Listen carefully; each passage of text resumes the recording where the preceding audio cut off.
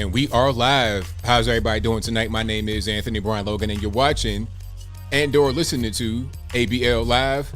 Thank you for being here tonight. You could be almost anywhere in the world, but you're right here with me live on the show, and I appreciate y'all for that. We got a whole lot going on all over the internets, all over mainstream media, and we're going to talk about it tonight. We got to talk about Jussie Smollett, of course.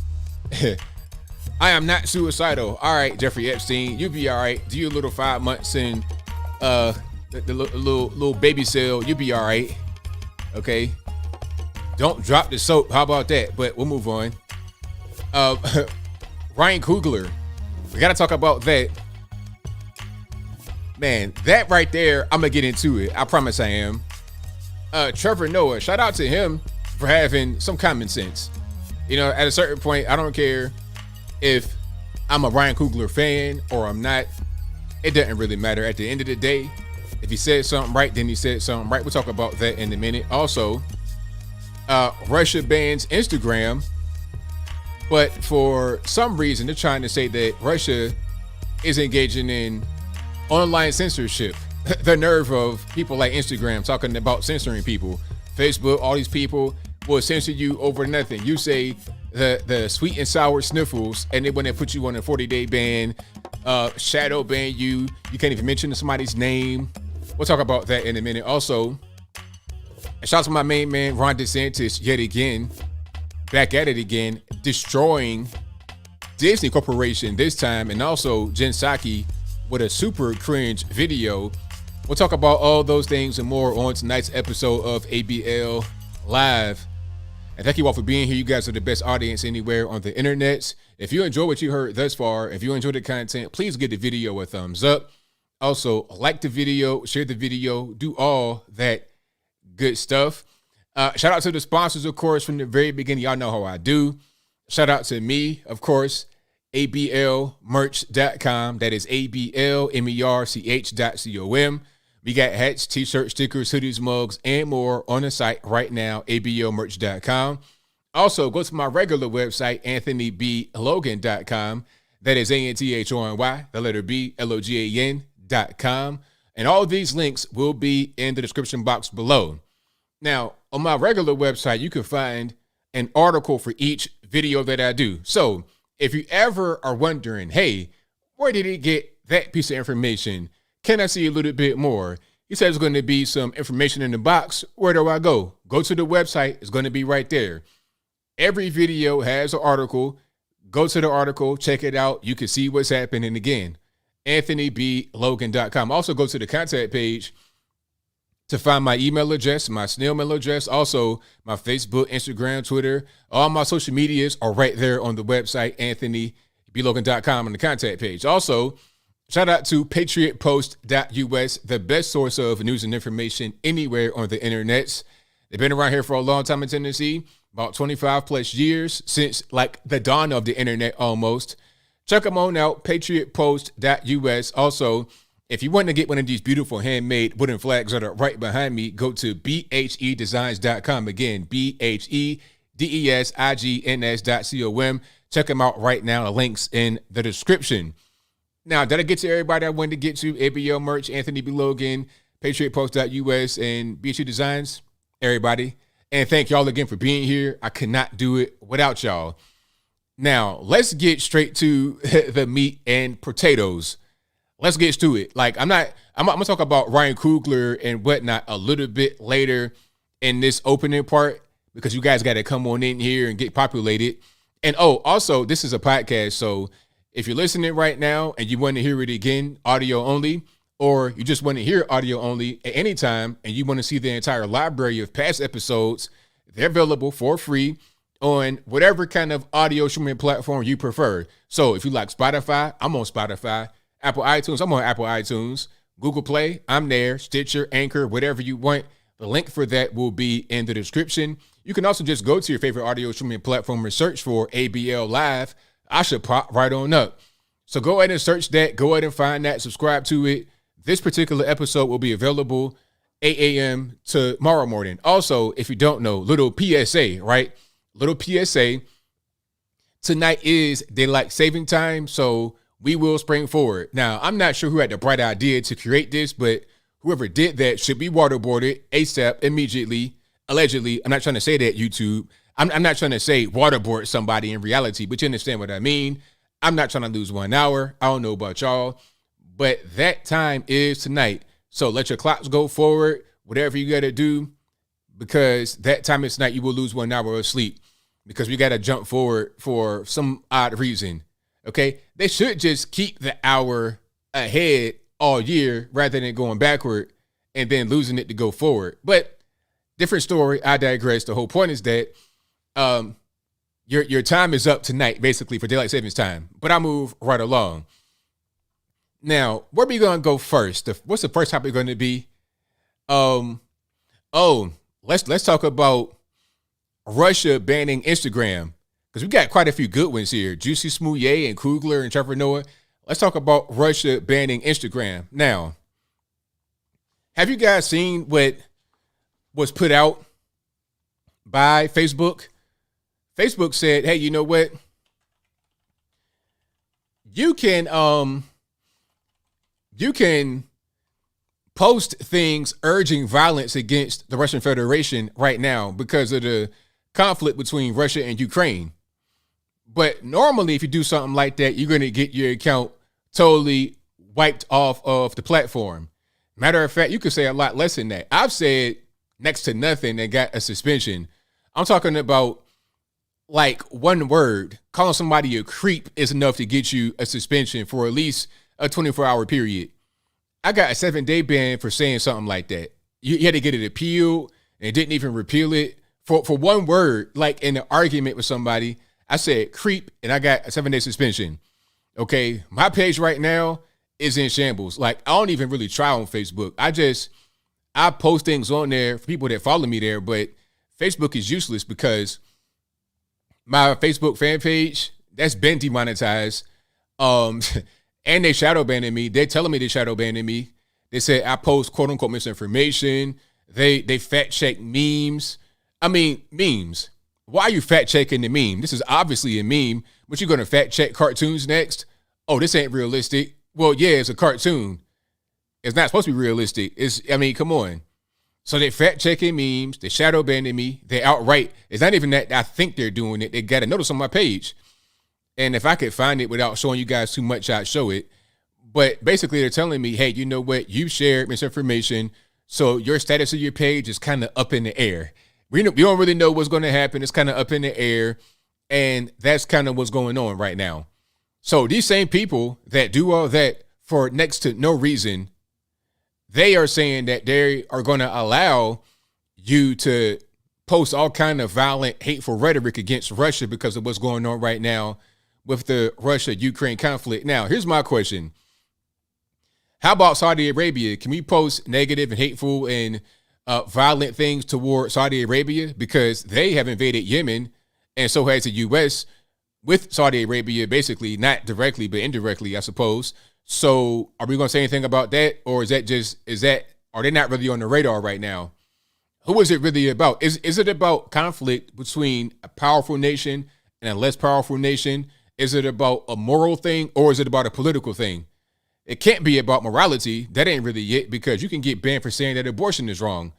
Where's the morality in that? The purpose is a political narrative.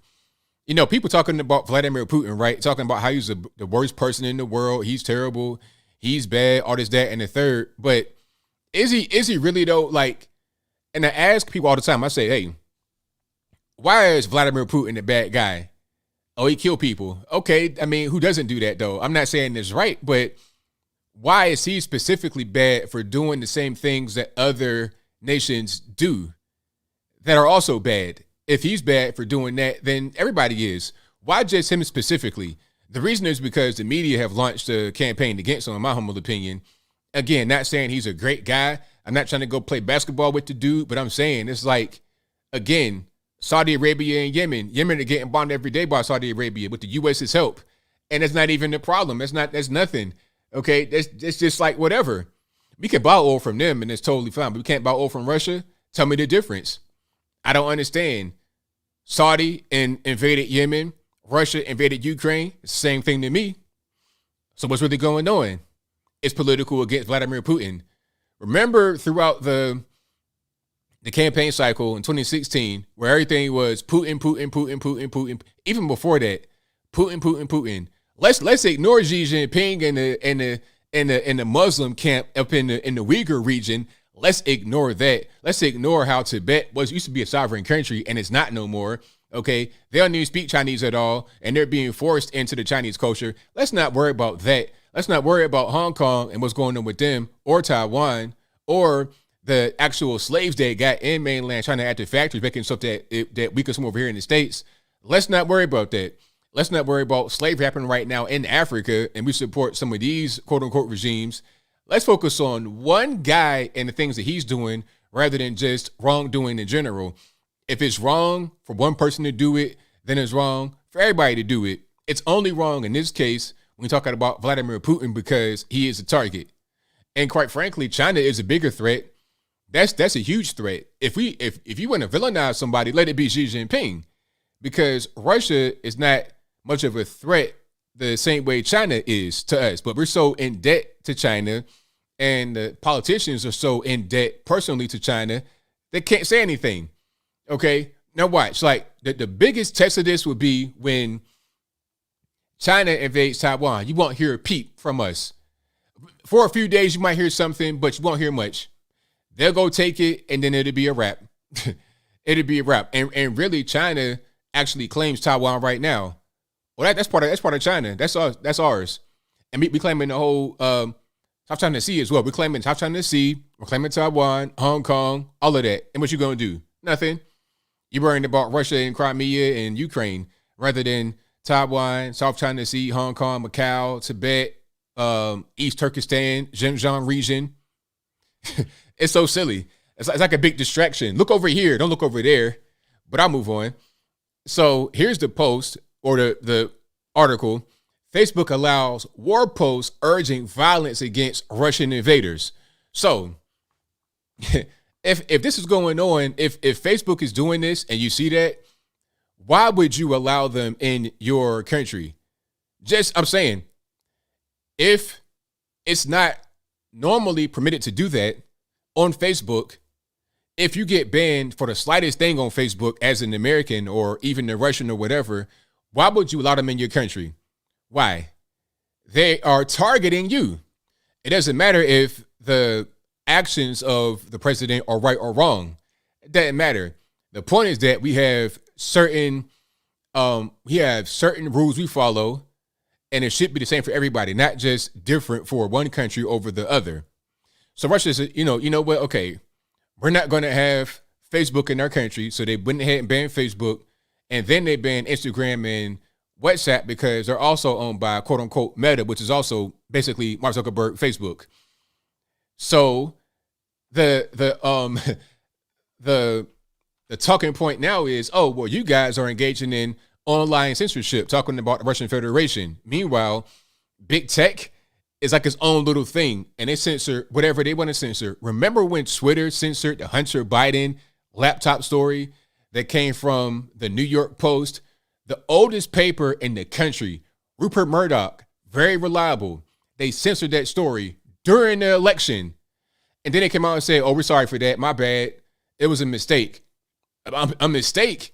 So you censor a New York Post article about Hunter Biden smoking crack with corrupt ties to Ukraine and China. What you censor that on the eve of the election? My bad. Oh, okay. But then when Russia says no more, now it's a problem. Tell me how that makes sense. Like, what is really going on? Let me see if I can find that actually. So companies leaving Russia left and right. Netflix, McDonald's, Starbucks, all these places leaving. Matter of fact, and it's gotten so crazy to where if you're a Russian citizen and you have a bank card that you got in Russia and you are somewhere else, like let's say you are in the States for business, for travel, you just visiting, whatever the case may be. Now, you try to go to the ATM machine to get money out and your card doesn't work. Why is my card not working? Oh, because Visa and MasterCard, they said that any card on the network that came from Russia won't work. It don't matter where you are. So I'm not even in Russia and not being punished. So now at a certain point, that's called xenophobia. I saw one restaurant that was Ukrainian owned with a Russian sounding name that got vandalized. It's just open xenophobia. Remember when 9/11 happened? It was not okay to be hateful or xenophobic toward somebody that's of Arabic descent or some kind of, Indian subcontinent. It was not okay to do that. But now, because of Russia, Ukraine, if you see a Russian person, you see Boris or Vlad or somebody like that, or Russian accent, you can just go ahead and just hit them like that. You can attack them and do whatever you want, and Facebook will allow it to be out there. But hey, man, if you say China virus, nah, man, we gotta ban you, man. Sweet and sour sniffles, no, man, we gotta ban you. That's racist. That's xenophobic. But you can punch a Russian person in the face because they're Russian, and that's not really a big deal because Putin is bad. It's crazy. And you know what? I saw the whole Putin narrative being spun back during Trump's campaign. I saw that. And before I saw it as well, but definitely during the campaign and afterward. And I realized that this would be used in the future. They were sowing the seed early. Putin bad, Putin bad, Putin bad, Putin bad. It's gotten to the point now where they say, hey, you know what? We know gas is high. We know gas is through the roof. You can't afford it. And you're trying to count change at Buc-ee's to put $8 on pump 5. We know that. But it's okay because Putin is bad and we got to just hold him accountable. So you're broke. You have no money at all because gas is so high. And as a result, everything else is high as well. You already got inflation because of all the money printing and spending. But then you have the whole gas thing. You got Biden talking about we're not going to get any more Russian imports of gas, which is 10% of our total. It's going to rise the cost of gas. We're not worried about that because Russia, they're bad. We got to hold them accountable. Matter of fact, I got a video that I got to play for you guys right quick that kind of encapsulates that whole point. Matter of fact, here it is. Hopefully there's no curses on it. If it is, I'm sorry, blame the white man.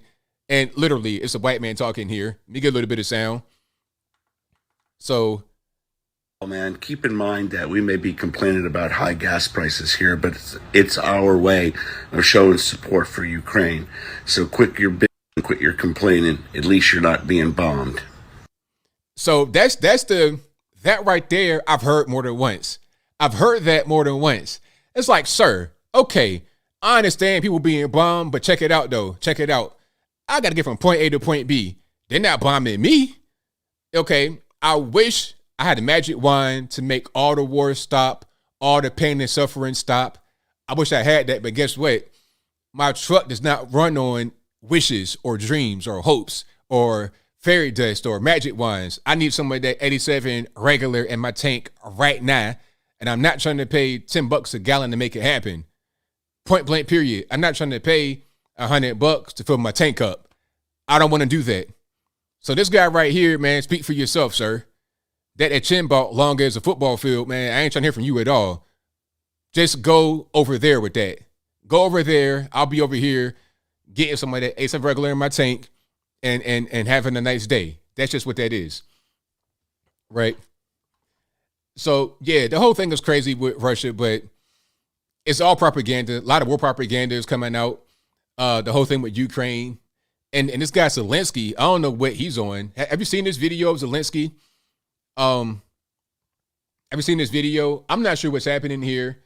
I'm a clean guy. I'm a sober guy. I don't do drugs. I don't even like Tylenol in my house. I don't drink no alcohol, no coffee or nothing. Tea as much as I do. Just regular old tea with nothing else in it. Okay, sugar is my thing. You give me a honey bun and I'm like a dope fiend. You understand what I'm saying? But this right here, this is a little bit too far for me. Now, I don't know what's going on with your man. This is President Zelensky from Ukraine. I don't know what's happening here, but maybe some of you guys that know more than me can explain. Check it out. Donc, je vous dis tout de suite, avec Madame Merkel, nous n'avons pas pu en fait nous avons l'occasion de discuter, disons, la thématique à fait de l'OTAN. Non. Donc, si le rêve, Madame, bien sûr, il y a pas mal de choses, All this nose action and mouth open and breathing heavy, and then look at his face. Like, what's going on here, man? Like, what was that? Is that just like a little sniffle? You got a boogie? Or is that a sugar boogie? What's going on here, my man? Tout de suite, avec Madame Merkel, nous n'avons pas pu nous avons eu l'occasion de discuter, disons, la thématique affaires de l'OTAN. Non. Sir, what are you doing? I don't know what's happening there. I can't say that it's some drugs, but I'm just asking what's happening. Are you got a little cold? You got a booger that's in your nose? Or is it something else? Hey, man, get this guy out of here. A whole dope fiend? Is that what's going on? Is he a fiend? Or am I tripping? And if you guys listen to the audio only, thank you for listening. But you guys got to go see President Zelensky. It should be on my Twitter. Matter of fact, I'm going to retweet it so it's on my page and you can see it. Matter of fact, it's right there. It's on my Twitter page. Go to my Twitter and you can see it. Twitter.com/Anthony B. Logan. So what is happening? I don't really know what that man. But this is what I'm talking about. The whole narrative about him being a hero, and a hero how? What hero? What's the purpose in letting NATO use Ukraine as a battleground to fight their proxy war against Russia? What's the honor in that? You know you're not going to be able to win that. Ultimately, you're not going to be able to win. Even if you win, you don't win. You're going to suffer so many losses and damage to the country's infrastructure. You're not going to succeed in that battle.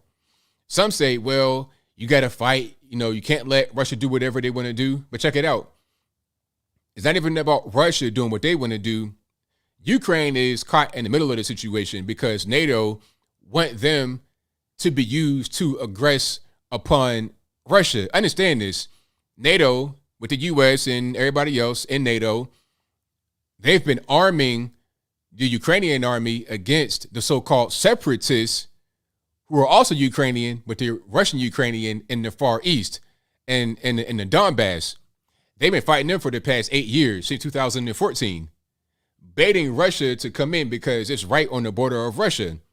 They've been fighting them, shelling them for years and years and years. So here comes Russia. They come on over the border. It's like, all right, man, enough.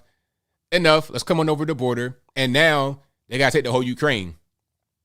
When it should have just had the Minsk Accords be upheld, Minsk 1 and Minsk 2, or either or, 1 or 2, and say, okay, let's have Luhansk and the Donbass, Luhansk and Donetsk in the Donbass become independent, sovereign type places, or at least semi-autonomous. Let that happen. Nope, don't want to do that. Let's keep on bombing them. All right, now we're going to come invade. And now Russia is seen as the bad guy without looking at the whole picture. I'm not saying Russia is good, but look at the entire picture. Ukraine is caught in the middle, as they always have been throughout history, from different empires, the Lithuanians, and all. They've been going through a lot since the beginning of time. This is not anything new. It's just like the whole thing going on in the Middle East with Iran and Iraq and Saudi. That's been happening since forever. They've been fighting there since the first stick and stone was crafted. Same thing with Ukraine. But I digress.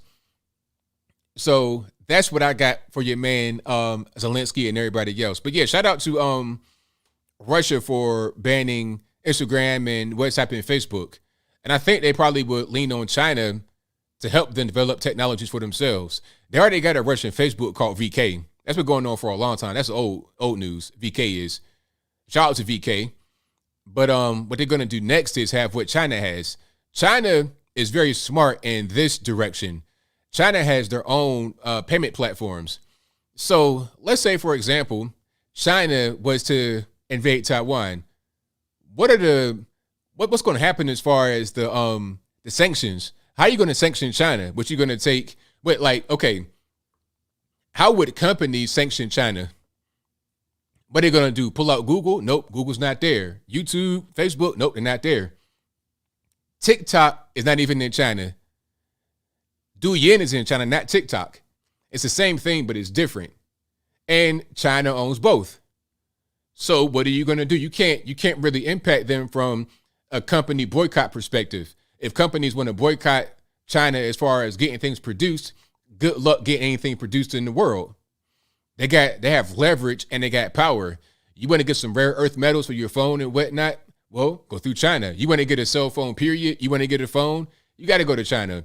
There's not one cell phone made in the USA at all.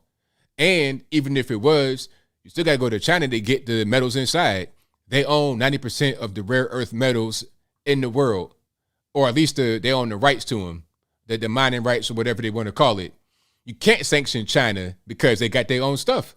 They're independent and they're sovereign, which is why we need to have more energy independence. Because what's happening right now, we're trying to rely upon foreign countries for our energy rather than having energy right here. You're going to close Keystone XL and then get energy from Russia instead and then cut that off. So, of course, you're going to have higher gas prices. And people like Jen Psaki say, oh, this is the Vladimir Putin price hike. How is it the Putin price hike when we refuse to increase production? Understand this. There's a lot of propaganda out there. I heard Jen Psaki say that there's like a bunch of untapped leases for oil companies to go and drill and extract or whatever as far as oil and gas.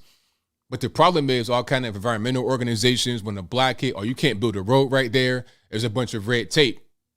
Okay, like in real numbers, I think it's between 1.4 and 1.8 fewer barrels produced. I think, a day or something? 1.4 to 1.8 fewer barrels produced.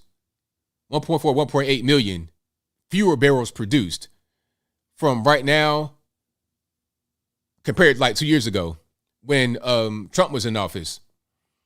So that's like the actual problem is lack of productivity. We're not producing enough to meet the demand, and we're cutting off production by canceling out Russia and not building out Keystone XL and not allowing these companies to go and execute these leases they have. They're not allowing them to do it because of environmental concerns. Oh, this is a wetland. This is Indian land, all kind of stuff like that.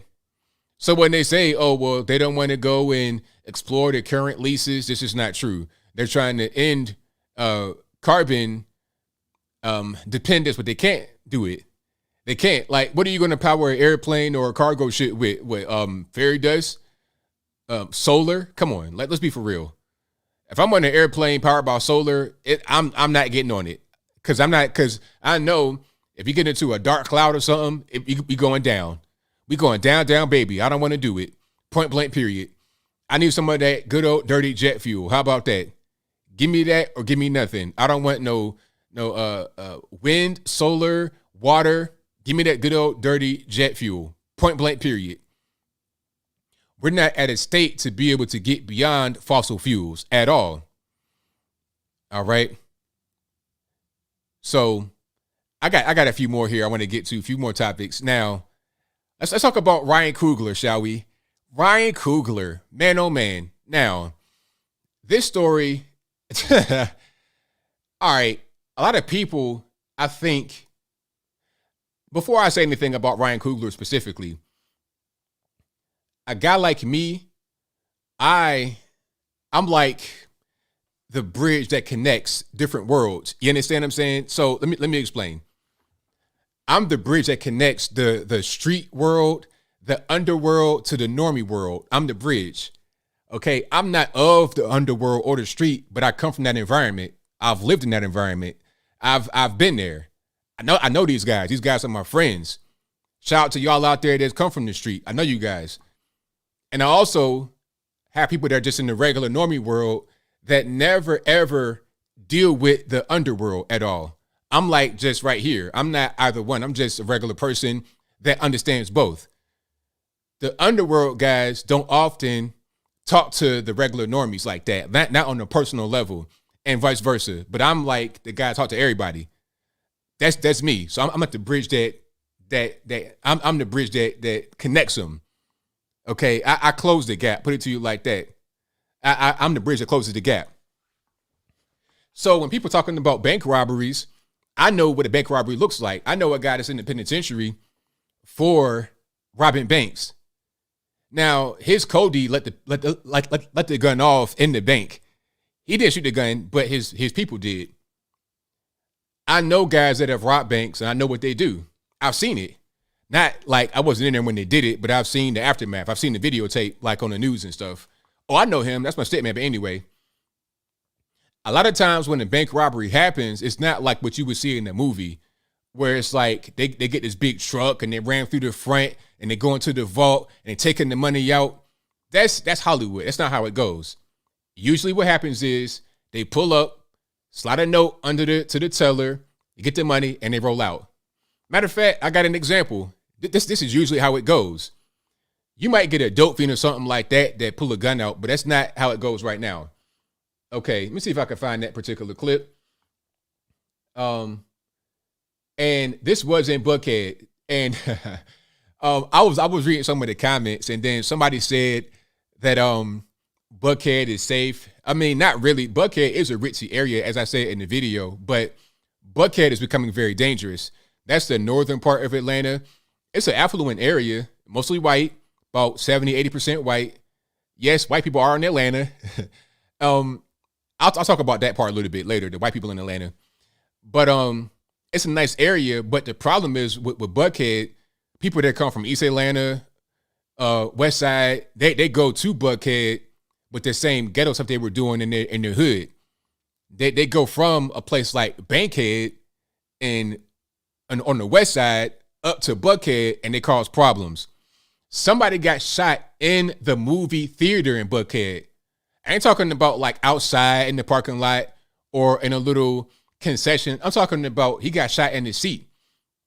There was a dispute over assigned seating, and the guy that got shot was right. He was in the right seat. But the dude was like, hey, nah, shawty, get up, shawty. And bang, bang, bang. Shot him right in the movie theater. Right during Spider-Man or whatever that was. Shot him in the movie theater. Lenox Mall is right there in Buckhead. There's been countless shootings inside the mall. I think it was like 5 shootings last year or something like that inside the mall. I ain't talking about, again, in the parking lot or robbery. I'm talking about inside the Gucci store. Somebody getting shot in the mall. Okay, it's getting crazy out there. This is why Buckhead wants to secede from Atlanta, because Atlanta's getting ridiculous and the leadership out there do not allow the police to do their job properly. So they want to have their own city, their own governance, and their own police to break away from the Atlanta, Keisha Lance Bottoms nonsense. Okay, that's what they want to do up in Buckhead. They're calling it racist because Buckhead mostly white, Atlanta mostly black. It's not even about that. It's about, hey, man, y'all got the criminals up here robbing and thugging and drugging and carrying on, and we can't adequately fight back against it the way we should be able to. But I digress. That's why I'm talking about Buckhead being a place where you watch your back. You be in a high-end Gucci store in Lenox, and then it'd be a guy behind you with a gun. Hey, shawty, get it up, shawty. Boom, boom, boom, boom. That's Atlanta. I live not far away. I'm like an hour and a half from Marietta. I go there all the time. I see what I see every day. I already know what time it is in the A. You know, people kind of like, they got a vision of Atlanta like it was a rap video in 2003, like T.I. and Shawty Lo and Gucci Mane. Those days are long gone. The days of BMF and the strip club and the money throwing, them days are long gone. And it wasn't real anyway. It was a rap video. Atlanta is not like that right now, but I'll move right along. Now, let's go to let's go to this video right here. Now, here's a guy robbing the bank. Okay, this guy is wanted because he robbed the bank. Let's see what he does here, because a lot of you guys may not actually understand what a bank robbery looks like. You think that it's like a movie, but you've not really seen the real bank robbery happen. So let's play the video, shall we?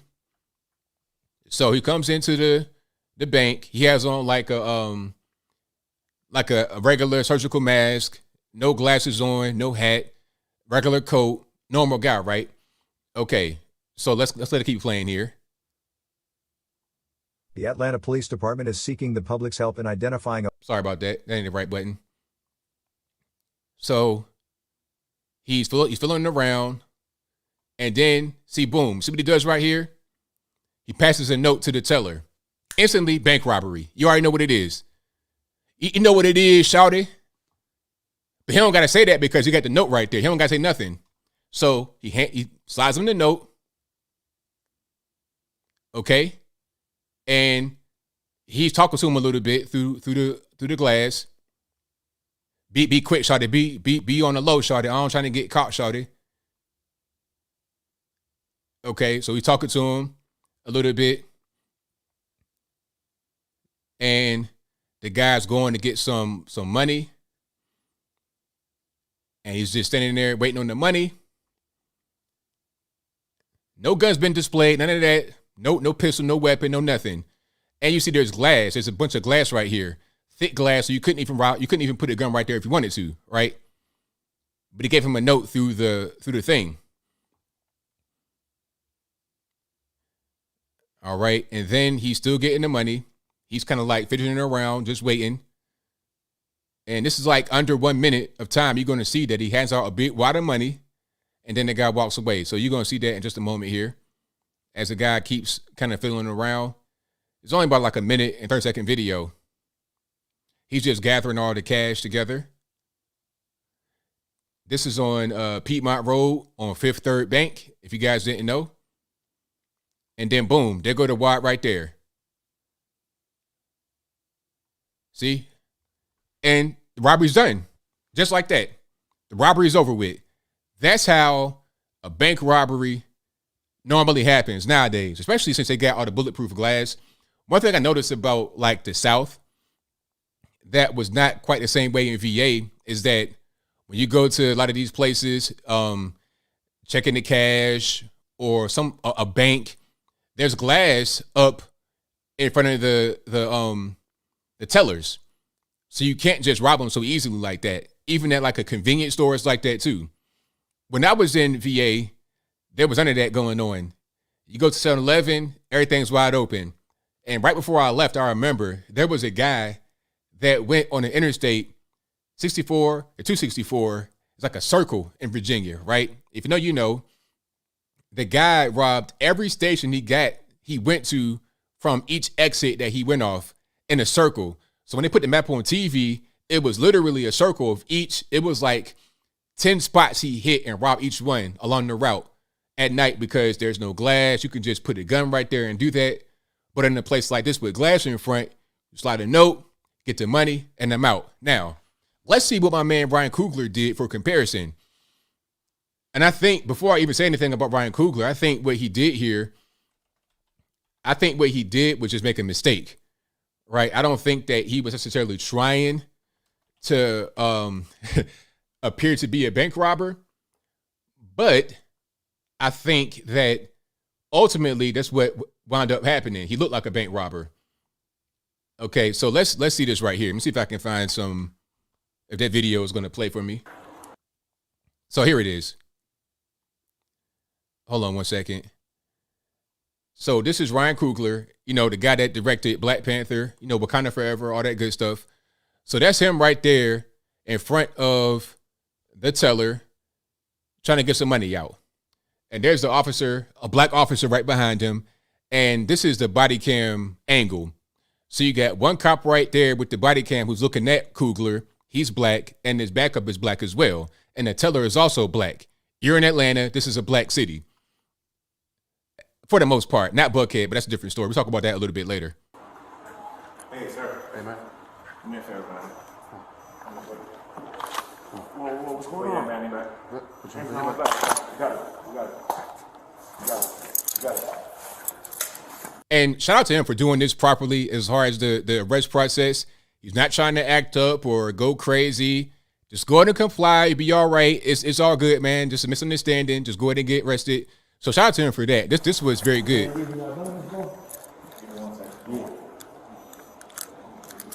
You got any weapons with you? No, sir. So he's not resisting. Everything's all good. Doing everything right. So I want to find the disguise he had on because you guys got to see his outfit he had because that was crazy. All right, hold on. But he did everything right there. Everything was cool. Now, hold on. Matter of fact, I'll show you a picture. So here's a picture of him. So look, check it out. Look at him. Look at him. You got a big hoodie on, so they can't see your body shape, so you can't really tell what's going on as far as who you are. Ain't too much identifying. You have on an N95 mask. I understand it's a scamdemic. Okay, whatever. You have on dark color shades so they can't see your eyes, and you have on a hat, and you're passing a note on a deposit slip trying to get money out. And the note has instructions talking about, hey man, can I get 12,000? Can it be discreet? That's the same thing the other guy just did. So automatically you're seen as suspect, right? But after the note gets handed over, then he says, okay, here's my bank card, here's my ID, etc. But you already were suspicious coming in there with a disguise on because you don't want people to see that you're Ryan Coogler, you're the Black Panther director, and you're getting a bunch of money out. 12 bands is a lot of money, right? This was just not the right way to go about it. What he should have done was call the bank. If I'm trying to get out $12,000, in my mind, I'm the VIP of the bank. I'm the only, I'm the customer. I'm the bank's only customer. Put it to you that way. That's how I feel in my mind. Okay. When I go into my bank, I'm trying to get some sparkling water. I'm trying to get a whole neck massage. I'm trying to get the royal treatment. You understand? Red carpet rolled out in front of me. Point blank, period. I'm going to call the CEO. I'm going to call the Bank of America where he was. I'm calling that guy like, yo, man, I'm trying to go to the branch right here in ATL. I'm trying to get out $12,000. Let's make it happen. Oh, no problem, Mr. Coogler. It's all good. You come in there, take care of everything. It's fine. But this right here, he was trying to not be conspicuous or to be inconspicuous. But what he wound up doing was making himself high. Like a whole bank robber right here, sir. So when the girl gets the black teller gets the note, she's already spooked. And then when she's trying to talk to him about the whole thing, he's like, just pointing at the note. Look at the note. He's not responding to her questions. So now it's like, all right, let me call the police. And that's how the whole thing unfolded. Now, if it's me and I see somebody like that, I'm thinking, what's going on? Instantly. The teller was trying to talk to him and ask questions, but he wasn't really cooperating. And he had an ID and whatnot, but it's Atlanta. It is Atlanta. The number one place for scamming, the scam capital of the US of A, 1000%. All kind of fake IDs and stolen cards and skim cards. There's a lot of that going on in Atlanta. Okay. So you just look super hot right now. Rather than doing all that, just talk to the manager and go about it that way. You trying to do some old street type stuff when you are in a business environment. You can't do that. It was a mistake on his part. He did it the wrong way. And to his credit, when he got arrested or detained briefly, he didn't resist. He wasn't tripping. He was a little bit shaken up, but he wasn't tripping. And there was no talk afterward. This was in January of this year, like 2 months ago, early January, like January 7th of this year, 2 months ago. So we hadn't heard about it until the video came out. And then people want to just give their 2 cents on it. They want to opine on it, all this and that and the third. And the funny part is that the pro-blacks want to get the black teller fired. Oh, she's stupid. She dumb. You got this girl pregnant at front with this guy with a whole disguise on, handing her a note. She petrified. Heart is going like this because she already know what it is. Normally, you saw the other guy did the exact same thing he did. So when you see that, you already know what time it is. Why not just talk to the girl softly so nobody really hears you in the bank so you're not out there looking crazy? Or, again, talk to a manager, go to his office, and get it that way. Why is that so hard? I don't understand. And to his credit, when the officer on the body cam footage said, hey, you know what? You should just talk to a manager and call him beforehand. He's like, yeah, I'll do that next time. You know, y'all had guns on me, so I'm going to do that next time. So, yeah. Why is that so difficult to understand? I don't really get it. I would never do nothing like that. A disguise? Come on, man. Some say, hey, man, we wear a mask all the time. Does that appear to be like a regular, would you wear that outfit normally, even with a mask on? Come on. Be for real. Like, stop it. You're trying to obfuscate your identity so can't nobody tell it's you. You're scared because you know where you at, too. You scared because you in Atlanta and you already know what time it is. Them boys might be out there looking for you. So if you're scared, then why is it wrong for her to be scared too? Y'all both in the same place. Y'all both people. Okay. She is in the vulnerable spot, pregnant with a baby in the bank where it could be a violent guy coming in there trying to do something. You are also you also vulnerable because of who you are. And you got a big target on your back from a lot of people in Atlanta. So it is what it is. You know, I'm speaking about Atlanta, again, it's not like what people think. This ain't like 2003, and it's much different. People go to Atlanta to try and become somebody like Los Angeles, but they don't understand they got to have real skills. You understand? Like, okay, if you are a hairdresser in Podunkville, USA, and you're the best in that town, just stay there.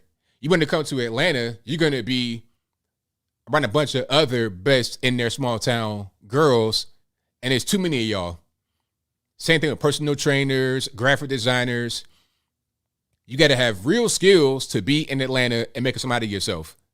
Okay? If you don't have real skills, go to some small town and do something else. But not ATL. It's not like that no more. It's not like this utopia of black people no more. It ain't that way. And it wasn't that way, quite frankly, even years ago. But today, definitely not. You don't got $2,000 for an apartment? Well, hey, man, good luck finding somewhere to live. Good luck. You want a house? Hey, man, good luck with that. You're going to be all the way out in Ringgold, Georgia. You're not going to be in Atlanta. But I digress. The cashier has not been fired as far as I know. The cashier didn't do anything wrong. The cashier, the teller was just doing their job. The bank protocol says when they do something like that, that's an automatic trigger. And also, the girl did try to take out some of the money because, again, he did provide his ATM card and his PIN number and his ID. But when she tried, a flag came up on the screen, like it flagged it on the screen when she tried, so she couldn't really do it. So she's talking to him about the flag and about the mask and about the ID, and he's not talking to her. He's saying like this. He pointed at the note. It's like, sir, we got a flag on the screen. It's not letting me do it. Can we talk? So there was too many red flags going off. He's just too scared to go about it in a different way. He thought he could just go in there, get the money. It'll be all good. I'll wear a disguise so can't nobody know it's me. I ain't trying to rob the place. I want to be kind of under the radar. I want to be cool. Just call the manager, bro. And if you're that scared, get a big bodyguard, man. Get you one of them Rob Deerdat, big black, 6'8" dudes. Get one of them dudes, be behind you in the bank if you're that scared. Or again, talk to the manager. I do that all the time, man. I go to the bank. Hello, Mr. Logan. How are you doing? I'm all right. Go to the office, do what I gotta do, and go about my day. That's it. It's real simple. So crazy, man. Racism, how everybody involved is black. But okay, the lesson learned here is if you go to the bank, there's certain etiquette that you do. Do not write the teller a note on a deposit slip and just give it to her. That's automatic. You're trying to rob me. Automatic. If you don't know about that, if all you think is about TV bank robberies with a gun and it's action and screaming, if you don't know how things look, then you're not going to understand that fact. Maybe he didn't know, but I know because I know guys that do that. I'm not saying that's good to do it, but I know guys that have done that. So I already know what it is. When I saw that, I'm like, man, you're tripping 100%. But I'll move right along. Let's get to my next thing here. So who else? Oh, Jussie Smollett got 5 months in the who's school. Well, the jail, not really penitentiary time. 5 months in jail, 30 months felony probation, and you got a $145,000 fine. Well, he's got to pay $145,000. $120,000 is a fine, and 120 is restitution, and 25 is a fine because of the fake hate crime he tried to pull off in 2019, 3 years ago. Can you believe it? It's been 3 years already. That whole thing, the judge flamed him, talking about you're the butt of jokes. It was crazy. But after all of that, you would just think that maybe, all right, be a little bit more contrite, be a little bit more humble. It's like, man, look, you got caught on videotape. Everybody saw that it was you. There's no purpose in you sitting here trying to tell a story like it wasn't you. It was you. We saw you on tape. Your Cody's and told on you already, the big African dudes, the big bad white guys, the Trump supporters, who's these big Nigerians. I mean, the dumbest plan ever. Why would you get why would you get Africans, the biggest Africans you can find? I'm talking about Lufarino looking Africans to play some white Trump supporters with MAGA hats on in the coldest day in the country, in Chicago, Illinois. Come on, like the dumbest thing ever. You tried that, didn't work. There was all kind of corruption going on. You got Kim Foxx, the state's attorney. She was caught in some corruption. You had Michelle Obama's former chief of staff or her aide or something like that. She was caught up in it, calling Kim Foxx, talking about, hey, that's our friend. What can you do? I thought he would not get any time in the joint at all. I thought he would go off scot-free. Why? Because you got friends in high places. It's Chicago. He's a celebrity. He black. They're privileged. But nope, he got 5 months. Now, it might not be much, but compared to what he could have gotten, which is 0, it's a lot. It's a whole lot to me. 5 months is better than nothing. But he did not take that too lightly, meaning Jussie Smollett. He didn't take it too well at all. He figured that, you know what, I'm innocent. I'm going to keep fighting this. And he had an outburst in court. Have you guys seen this? I'll play it, of course. You know how I do. Let's put the video on the screen. Questions? No, I would just like to say to Your Honor that I am not suicidal. That's what I was about to say. Okay. I am not suicidal. Okay. I am not suicidal. I am innocent, and I am not suicidal. If I did this, then it means that I stuck my fist in the fears of black Americans in this country for over 400 years and the fears of the LGBTQ community. Your Honor, I respect you and I respect the jury, but I did not do this. And I am not suicidal. And if anything happens to me when I go in there, I did not do it to myself. And you must... You see my man right here in the bottom left-hand corner with the crazy side eye? That's me. That was me the whole entire time. It's like, sir, if you don't sit down and shut up. All know that. I respect you, Your Honor. I respect your decision. Jail time. I am not suicidal. Okay. Do you have any? Anybody gonna kill you, bro? Anybody gonna kill you, man? Like, anybody, why? You're not Jeffrey Epstein. Do you have secrets on Hillary Clinton or something like that? I mean, come on, man. Like, that was just ridiculous. That was his curtain call. That was his final performance.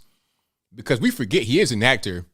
Not a very good one, obviously, but he is an actor trying to get some, I'm not really sure, sympathy points, something.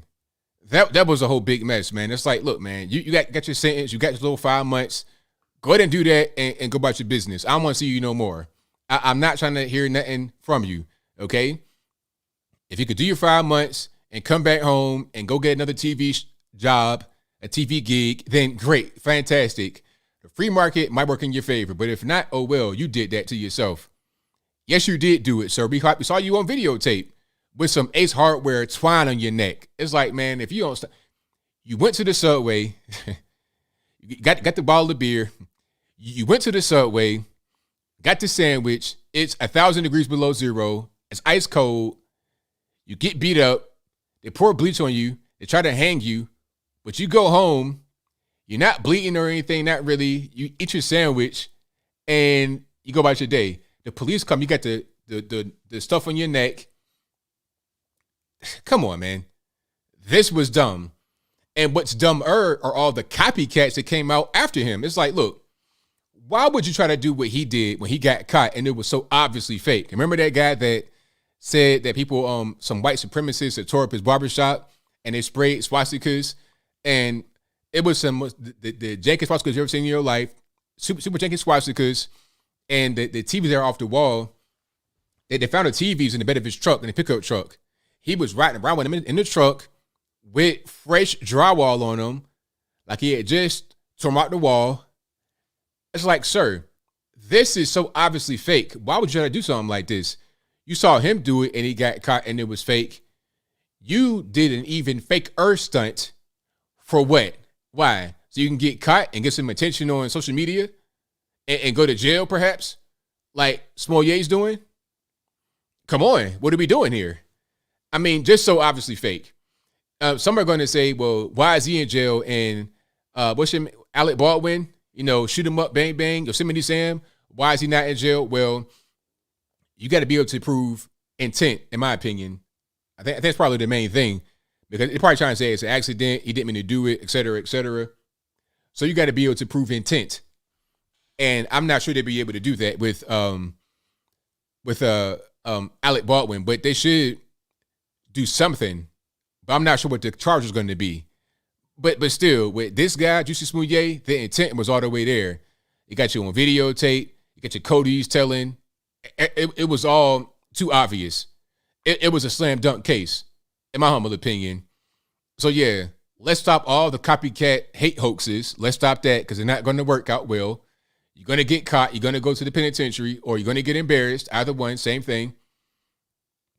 I am not suicidal. It's like, sir, you're not Jeffrey Epstein. Ain't nobody going to kill you. What are you talking about? But I get that attention, man. That attention is a drug more addictive than anything else, in my humble opinion. Or I won't say that. I'll say it's right there at the top. It's a very addictive drug. That attention, that fame, that success.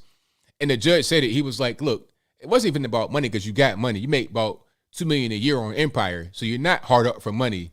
Your family has money. Journey, your sister, is a megastar or a big star. I won't say megastar. She's a big star. Been in plenty of movies and TV shows. Y'all were child stars as well. Been getting money for a long time. So it's not even about money. It's about the fame and attention and trying to be somebody, trying to be like Colin Kaepernick, okay, the next activist. And by the way, speaking about Kaepernick, have you guys seen his latest workout video? This whole thing is so orchestrated, it's ridiculous. So Kaepernick, we know he's not trying to play no more football. He's not trying to play football anymore. Why would he play football anymore? He has no purpose to play football. I mean, if I'm able to get money by being an SJW, which is what I want to do, not me, but if I'm Kaepernick and I want to be an SJW, I want to be a rabble rouser, a Black Lives Matter type person. I want to be Sean King, aka Martin Luther King, Malcolm X. If I want to be like him and I want to be this big activist and I make money from that, not only just from being an activist, going out there and speaking or having sponsorships, if I want to do that and I make much more than football, what's the point in playing football anymore? Why? I mean, even if I was like a regular person, like let's just say I became a very good broadcaster, right? If I was playing football for a long time and I became a very good broadcaster and I'm getting paid like $13 million a year versus playing football, I can make like $500,000 a year. Why would I play football when I could do the broadcasting? It doesn't make any sense. I have a better career option over here, making more money. It's safer. I'm not going to run into a brick wall and get CTE and get all kind of crazy head injuries and not be able to walk or talk at age 45 when I'm done playing football. So why not be a broadcaster? The same thing with Colin Kaepernick. He's not trying to actually, he's not trying to play football. So here's the video right quick. And my caption was Al Bundy reliving his state champ days when he got 4 touchdowns in the game at Polk High School. So let's check it out right here.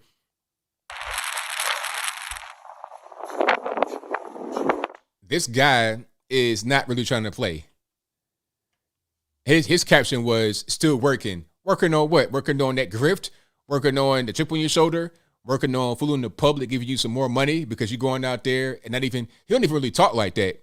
He'll tweet, but won't really speak. He'll speak 5 words a year. And that is an activist for you right there. You speak 5 words a year, you're an activist. Crazy. You're not going to actually get on the team. And Marcellus Wiley had a good point. Matter of fact, let me see if I can find what Marcellus Wiley said. Marcellus Wiley of Fox Sports 1 says, you got a better chance of stopping racism than playing again. Hilarious. That right there is right on point. You're not going to play anymore, sir. You're done. You're totally finished. You got benched for Blaine Gabbert when you were playing, and it's been years. You're like 34 years old, not played in a long time. You're more interested in going on red carpets and that type of thing. You don't want to play football no more. Why would you? Why? For what? If I had a bad injury, for example, if I was playing basketball for like 10 years, I get a bad injury, I become a broadcaster or a coach, and I like that life, why go back and play basketball anymore and be limping around on one leg? It made no sense. You have a new career now. You're not going to actually be able to solve anything by this career, but you have a new career. Just go do that and keep it right there. All right. So shout out to Colin Kaepernick. And he'll do these little tapes every year until he gets to be like 50 years old. Oh, I still got it. No, you don't. You don't still got it. Okay. you don't still have it. These college kids they'll wash you in any kind of scrimmage right now. So yeah, shout out to Al Bundy as well. Shout out to Al Bundy, married with children, all that good stuff. Did I get to everything I wanted to get to? Hold on 1 second here. Russia ban IG. Well, there's quite a few more I could get to, but I'm gonna get to some other videos I got. I found this video on Libs of TikTok on Twitter, if I'm not mistaken. Yeah, this video right here was nuts. Let me see if I can pull it up right quick. Here we go. So this teacher is really upset, and you're going to hear why Zim, why Zam, whatever. You're going to hear why this person, you're going to hear why it is upset. All right, let's get some sound. If you know, you know. If you already seen it, you already seen it. I usually love my job, but lately, the one driver that doesn't listen just constantly misgenders me. This person pretty much made it so I hate going to work. Freaking hate it right now. And I love my job. I usually love my job. I love working with these kids. I love doing it. There's only 20 more days left in the school year. Like, school days left for me to work. And I just, like, every day I'm trying to convince myself that I can do it. It's just, to just go through the day. I'm just tired of getting misgendered and ignored all the time by her. She doesn't listen. I correct her all the time, and she doesn't listen. So apparently what's happening here is that this is a teacher who teaches kids, and one of the kids constantly misgenders this person. Now, if you could just guess what their biological gender is, what would it be? A wild guess.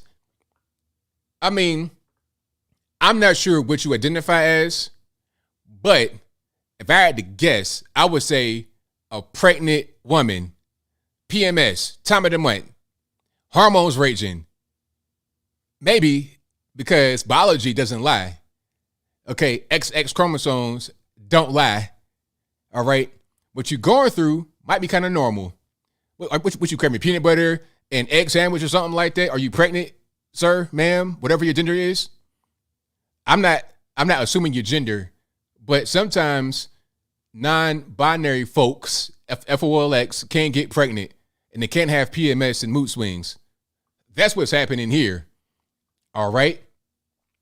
So, like, at a certain point, all this stuff is like, you know what? Ultimately, there's mental illness going on. It's clear what you are. Let's not try to play games. If you're having some kind of mental problem, please get help. Don't act like you're just comfortable in your skin when you're clearly not. Something ain't right.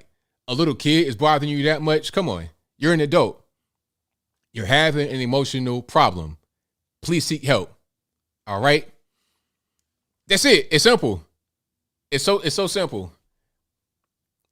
And you know what? If that is your child's teacher, please remove the child or call the federal rallies. Do something. Do something, because that right there is not going to work.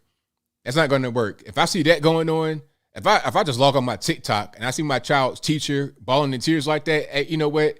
I ain't got no time for no nonsense, man. Time to go ahead and roll out. All right, boss, whatever your gender pronouns are, I'm not going to have little Hunter or Grayson in your classroom soaking up all your ridiculous nonsense, point blank, period. Which is why DeSantis was so great to have this whole parental rights and education bill, aka the so-called Don't Say Gay bill. He's right for that. Why do kindergartners need to learn about transgender issues? Why? For what? For what purpose? Little kids don't know anything about that. They don't understand. They don't get it. When I was a little boy, I thought I was a Power Ranger, Ninja Turtle, a Tootsie Roll, whatever. I thought I was just a little bit of everything. I thought I was a frog for a couple of days because I saw a frog outside behind the bush. I'm like, okay, I'm a frog too. Ribbit. Then my mom would take me to go to the doctor to get frog legs and chlorophyll and whatnot and on my back. No, she didn't. So, okay, son, Jump around all you want to, have fun, but you're not a frog. Why is that controversial to say? It shouldn't be, but some people it is. People were mad that DeSantis said that kindergartners can't get groomed into that lifestyle. So who's mad about that? Who would go on TV and defend that? Who would go on TV and say, well, actually, why? And how could you? But I'll move on. That gets everything I wanted to get to. I think I did. I think that I did. Trevor Noah. Oh, okay. I showed Trevor Noah right quick. Hold on 1 second. Trevor Noah, I'm not sure what he's doing. Is he getting becoming, is he getting awakened, or is it just like he has diverse content here? Is it real, or is it just for TV? I can't really tell. But it's common sense what he's saying. So let's go ahead and see what he says. Yeah, shout out to all the frogs out there. If you identify as a frog, seek help, please. A thundercat. Yeah, I was a thundercat. I was a frog. I was all that. I was all kind of stuff when I was a little boy. Yep, just like little boys are. Okay, I thought I could fly. I thought I could do all that. I made a little pillow fort in the ground. Did my little Superman leap, and I'm flying in the air. That's right. But you know what didn't happen? I didn't go up on a building with my parents, and they say, "Okay, little Anthony, go ahead and jump." It's like, no, let's not do that. Go to your little pillow fort and jump right there. Have all the fun you want to in safety. But here's the video from Tucker Carlson, pardon me, Trevor Noah. There is no denying that Saudi Arabia isn't playing ball with Joe Biden. And you know what? You can say what you want, but this would have never happened to Donald Trump. Never. No one was ever ignoring Donald Trump's calls. Yeah, because if you ignored Donald Trump's calls, you didn't know how he would respond. Maybe he'd send an angry tweet, or maybe he'd just ban your country from everything. You don't know. That's why I bet in these situations, Biden actually wishes that he could hire Trump to step in as President Wildcard. Just keep everyone on their toes. Because if Trump was calling, you best believe the UAE, they'll be racing to pick up the phone. Oh, Mr. Trump, we're here, hello? Too late, Ahmed. You made me wait 2 rings. We're bombing the UAE and the UFC, just in case. I mean, that's facts, though. Really. And to get down to the bottom of that, it's not just about Trump being erratic or unpredictable. He was unpredictable to a certain extent. It's not only about that. It's about having a respected leader. Okay, when you're talking to Trump, you're talking to Trump. You're not talking to outsiders or influencers or handlers. With Biden, you could pretty much bypass Joe Biden. And some context for that, a story came out that the Saudi prince did not answer Joe Biden's phone call. That was the story that came out. I'm not sure if that's true or false. The White House denies it, but the story did come out on mainstream media that the Saudi prince ignored Joe Biden's phone call. Now, why would he do that? As I said in my video, ain't no point in talking to the cashier when I want to talk to the manager. All right, it's like, look, hello, Mr. President. I don't want to talk to you. I talk to the boss, the real boss. Let me talk to the manager. I want to talk to the cashier. Biden is the cashier, not the manager. There's levels above him. I'm going to talk to that person that's above you to make things actually happen. I don't need you. I need them. So ain't no point in answering your call. I'm busy. Scram, beat it. I don't want to hear your call, so-called president. Let's talk to the real guy in charge, whoever that may be, or the real guy's in charge, not you. But with Trump, he was in charge. That's the difference. So they got to answer his call because he's the boss. He is the boss, the manager, not the cashier. Biden is the cashier. That's the difference. Biden does not run anything. He can't even tie his own shoes, for real. He cannot run this country. Those that are behind the scenes running the country. That's why we got all kind of ridiculous stuff going on. They bombing an embassy in Iraq right now. Russia over there in Crimea. It's a whole lot happening. That shouldn't be happening. But here we are. Now, the question, that's a good question. Who's manager? I have no idea. It ain't Joe Biden. It ain't Kamala Harris. It's not them. Not at all. But Trump was the guy. He was the go-to person that you got to talk to. He was a leader. He led from the front. Unlike Joe Biden. Unlike Zelensky, unlike Macron, unlike Boris Johnson, in my opinion, unlike a lot of presidents. They get put in there as figureheads and they're led by other people or other organizations. That's what's going on, in my opinion. I feel like the whole thing with with Ukraine, that was a NATO thing, not even really a U.S. thing. But U.S. is in NATO. We just do whatever they say. We're being led by Europeans. Tell me how that makes sense. It's crazy. Kamala's the president. Kamala is dumb as Joe Biden is. She's not the president. Did you see her in Ukraine? Or what was that? Romania looking like a whole vampire? It's like, can you get a tenant bed, ma'am? Matter of fact, Trump should just extend the olive branch to Kamala Harris and be like, hey, if you want my tenant bed, it's yours. Because that pale skin was not the wave. Not at all. It's like, ma'am, if you black, I can't tell. You look like you're a whole a ghost right now. You understand what I'm saying? Get some of that orange glow that Trump had and keep on rocking and rolling. Point blank, period. All right, that gets everything I wanted to get to. I think I did. So yeah, shout out to you guys. You guys are the best audience anywhere on the internet. So couldn't do it without you. If you enjoyed what you heard thus far, please give the video a thumbs up. Like the video, share the video, do all that good stuff. Couldn't do it without y'all. All right. Super chats on deck. I'm going to read those right quick, and then we get to the calls. The number to call is 434-658-1220. We'll get to those calls in a minute. So Apple got a few here. Shout out to Apple. Apple says, attention to any and all Judeo-Christian believers who work in the FBI or NSA or DOJ. You have a moral obligation to reveal all the corruption and evil. Thank you for that. Also, ABL opinion, VP Harris Northeast flank speech. I'm not sure what that is. Maybe that was the whole Romania thing, but I've not heard that speech. I've not really heard the speech. All I saw was her out there talking, but I don't know what you're referring to specifically. I might have that saved somewhere, but I've seen her speak recently, and it's not been good. It's the equivalent of one fish, two fish, red fish, blue fish. That's what's going on with Kamala Harris nowadays. Okay, so here's a clip right here I have. This might be it, maybe. Probably not, though, but let's see what she says. Oh, she thinks Ukraine is part of NATO. Hold on, let's see what she says. So I will say what I know we all say, and I will say over and over again. The United States stands firmly with the Ukrainian people in defense of the NATO alliance. NATO alliance? What alliance? They're not a NATO. What are you talking about? I mean, or is that something we don't know about? Because last I checked, Ukraine was not in EU or NATO. So what are you talking about, ma'am? Ain't no NATO alliance. NATO friendship, and no NATO alliance. NATO alliance would be we're going to protect Poland or Germany, not Ukraine.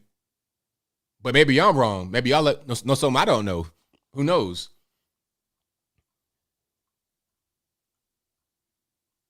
Oh, and I got one more clip from Kim Kardashian. Yes, Kim Kardashian, who's like, every man that gets tangled in their web is destroyed.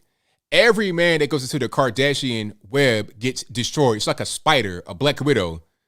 Okay, Kanye, Lamar Odom, Rob Jr., and Bruce Jenner.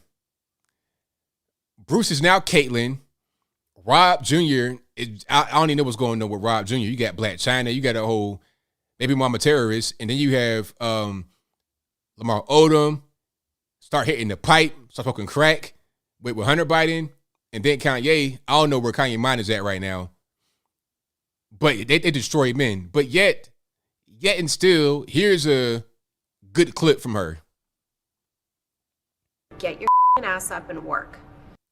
There you go. One more time. Get your ass up and work. Now, for a little bit of context, this was a part of an interview, and she was talking about how if you want to have success, you got to get up and work. And people don't really want to work. They don't want to do the work anymore. They want to just get all the success, all the fame, and all the glory without working. Oh, they ain't like that too much at all. They said, oh man, we work hard, but we're not rich still. Nobody said that working hard make you be rich. But if you want to be rich, you got to work hard. Okay. You're not always able to get some kind of endowment, some kind of donation, some kind of inheritance. That's not really what happens. You got to work hard. Elon Musk, work hard to get money. Okay. If you are flipping burgers, figure something else out, get a new skill and go hard at that. If you are a top tier burger flipper, you are a master level burger flipper, let's graduate to flipping salmon or something like that. Go up a notch. Don't stay complacent. So work hard, go hard. Don't be complacent. Gain new skills, gain better skills, and get more money in America. Period. That's how you go about it. But that right there, they ain't like too much. Get your ass up and work. Simple. Very simple. That's the motto. Pardon the bleeped out cursing, but that's the motto. She did work hard. People could say whatever they want about the tapes and whatnot. But hey, man, I can't judge her for making money like that if it's legal. Now, would I do that? No. But hey, they went hard. She ain't just do nothing, because there's been plenty of girls that had tapes like that are on the streets right now getting high, but not her. People that had parents that had money, family members that had money, they had money and it didn't do anything with it. Just like what I was saying before about Family Guy, when they won the lottery and then they went broke at the end. You can get the money, but can you keep it? You can get the money, but can you make it grow? Can you invest money and build something with it? Or no? Are you going to go to Vegas and blow the money, or put the money where it's supposed to go and do something with that? That's hard work. That's smart work. Even if you get money given to you, what are you going to do with it? All right. Well, we got some more here. Opinion on Biden not taking responsibility. Well, he's not going to. He'll do whatever they tell him to do.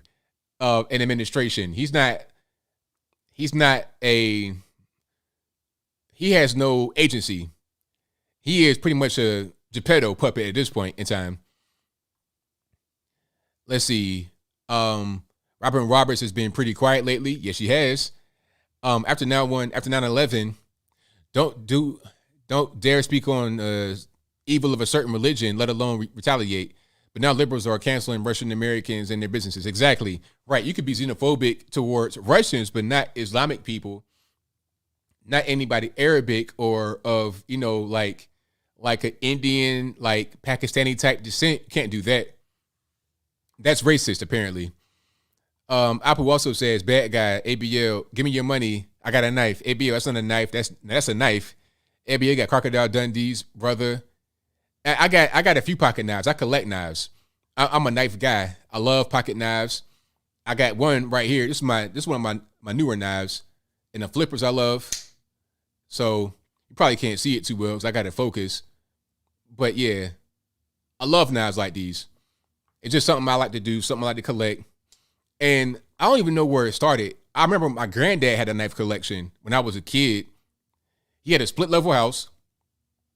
Go upstairs, and before you get to the kitchen that was right there on the right, it was like this little living area with like plastic on it, like the official living area. And you go past that, it was a kitchen that led outside to a deck with a pool. Real nice house. But right there in the room, right by the kitchen, it was this like a formal dining room. And it was this little table that had a tall glass case with pocket knives in it. I didn't understand why he was doing that at the time when I was a kid, but now I do. I got the exact same thing in my house, just not with the tall glass case. I got a curio cabinet, and I got a case in that with knives in it. But now I got to get a bigger thing for all my knives. I probably got about 10 knives right now, but no guns because, boating accident, tragic, everybody was crying. But I got my pocket knives, though. I carry them around just for, like, opening packages and stuff or whatever I got to do. And they come in handy. I heard about Spyderco. I might get a Spyderco one. Yeah, but this ain't no with a pocket knife. This ain't really. You get them on Amazon. They ain't really nothing. And it's not like a gun, you know what I mean? Not at all. But I'll move right along. A ban on knives. Yeah, they might try to ban knives. And, you know, how am I going to eat? I got steak to eat. How am I going to eat? How am I going to eat? But anyway, Leo Mazzina says, would have been easier for Ryan Coogler to go to the side at the bank desk instead if you were taking that amount of money? Yeah, go to the manager's office. Do it that way rather than trying to go to the teller with a disguise on to be inconspicuous. You just not thinking very clearly. That was a mistake that he did that. Okay, just go in there normal and talk to a manager and go about it that way. So don't nobody know what's going on. Simple. Also, Apu says, ABL, sweep the leg. Don't do it, son. Your life's a real movie. Who would play you in your autobiographical motion picture? Michael B. Jordan, Jussie, bad guy. In my autobiographical motion picture, I don't know. Like, I get Bokeem Woodbine to play me right now with some glasses on. That's my doppelganger when I was younger, especially. He's kind of older now though. So somebody that kind of like in that realm, that kind of person I'd get to play me in the autobiography. Also, favorite pasta, spaghetti, lasagna, sauce top. Penne pasta with like marinara. Is that what it's called? Just regular red sauce with penne pasta all day long. Pancake, waffle top, syrup, honey. Favorite pancake, like a waffle. Yeah, like a waffle, like a Belgian waffle, and just like regular maple syrup with a Belgian waffle all day long. That's the wave. Or if you've been to what's the name of that spot called First Watch? You've been to First Watch, you get them pancakes that got the berries in it. That's kind of rich, but you can still go there on a cheat day and have a ball with some of those berry flavored pancakes, the blueberries and whatnot. I mean, diabetes, but delicious.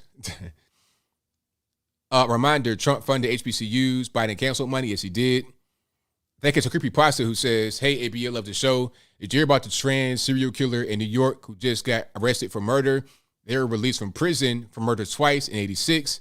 Liberal justice system is so whack. Yeah, I didn't see that part, but I'm not surprised. I saw another one here. I'm going to show you guys on the screen. It might have been New York City. It might have been somewhere else. I'm not really sure, but I'll show it to you anyway. And it's not that specific one, but this is a different one. Okay. So, matter of fact, St. Louis. So here's the story. Let me see if I can find the original article. If it's recent, it's from years ago. This is back in 2019, but the point remains the same. So, nonprofit pays bail for a man who attacked his wife. Hours later, he murders her. So the Bail Project let him out of the penitentiary, and he kills his wife that he attacked before. So, I mean, what's going on?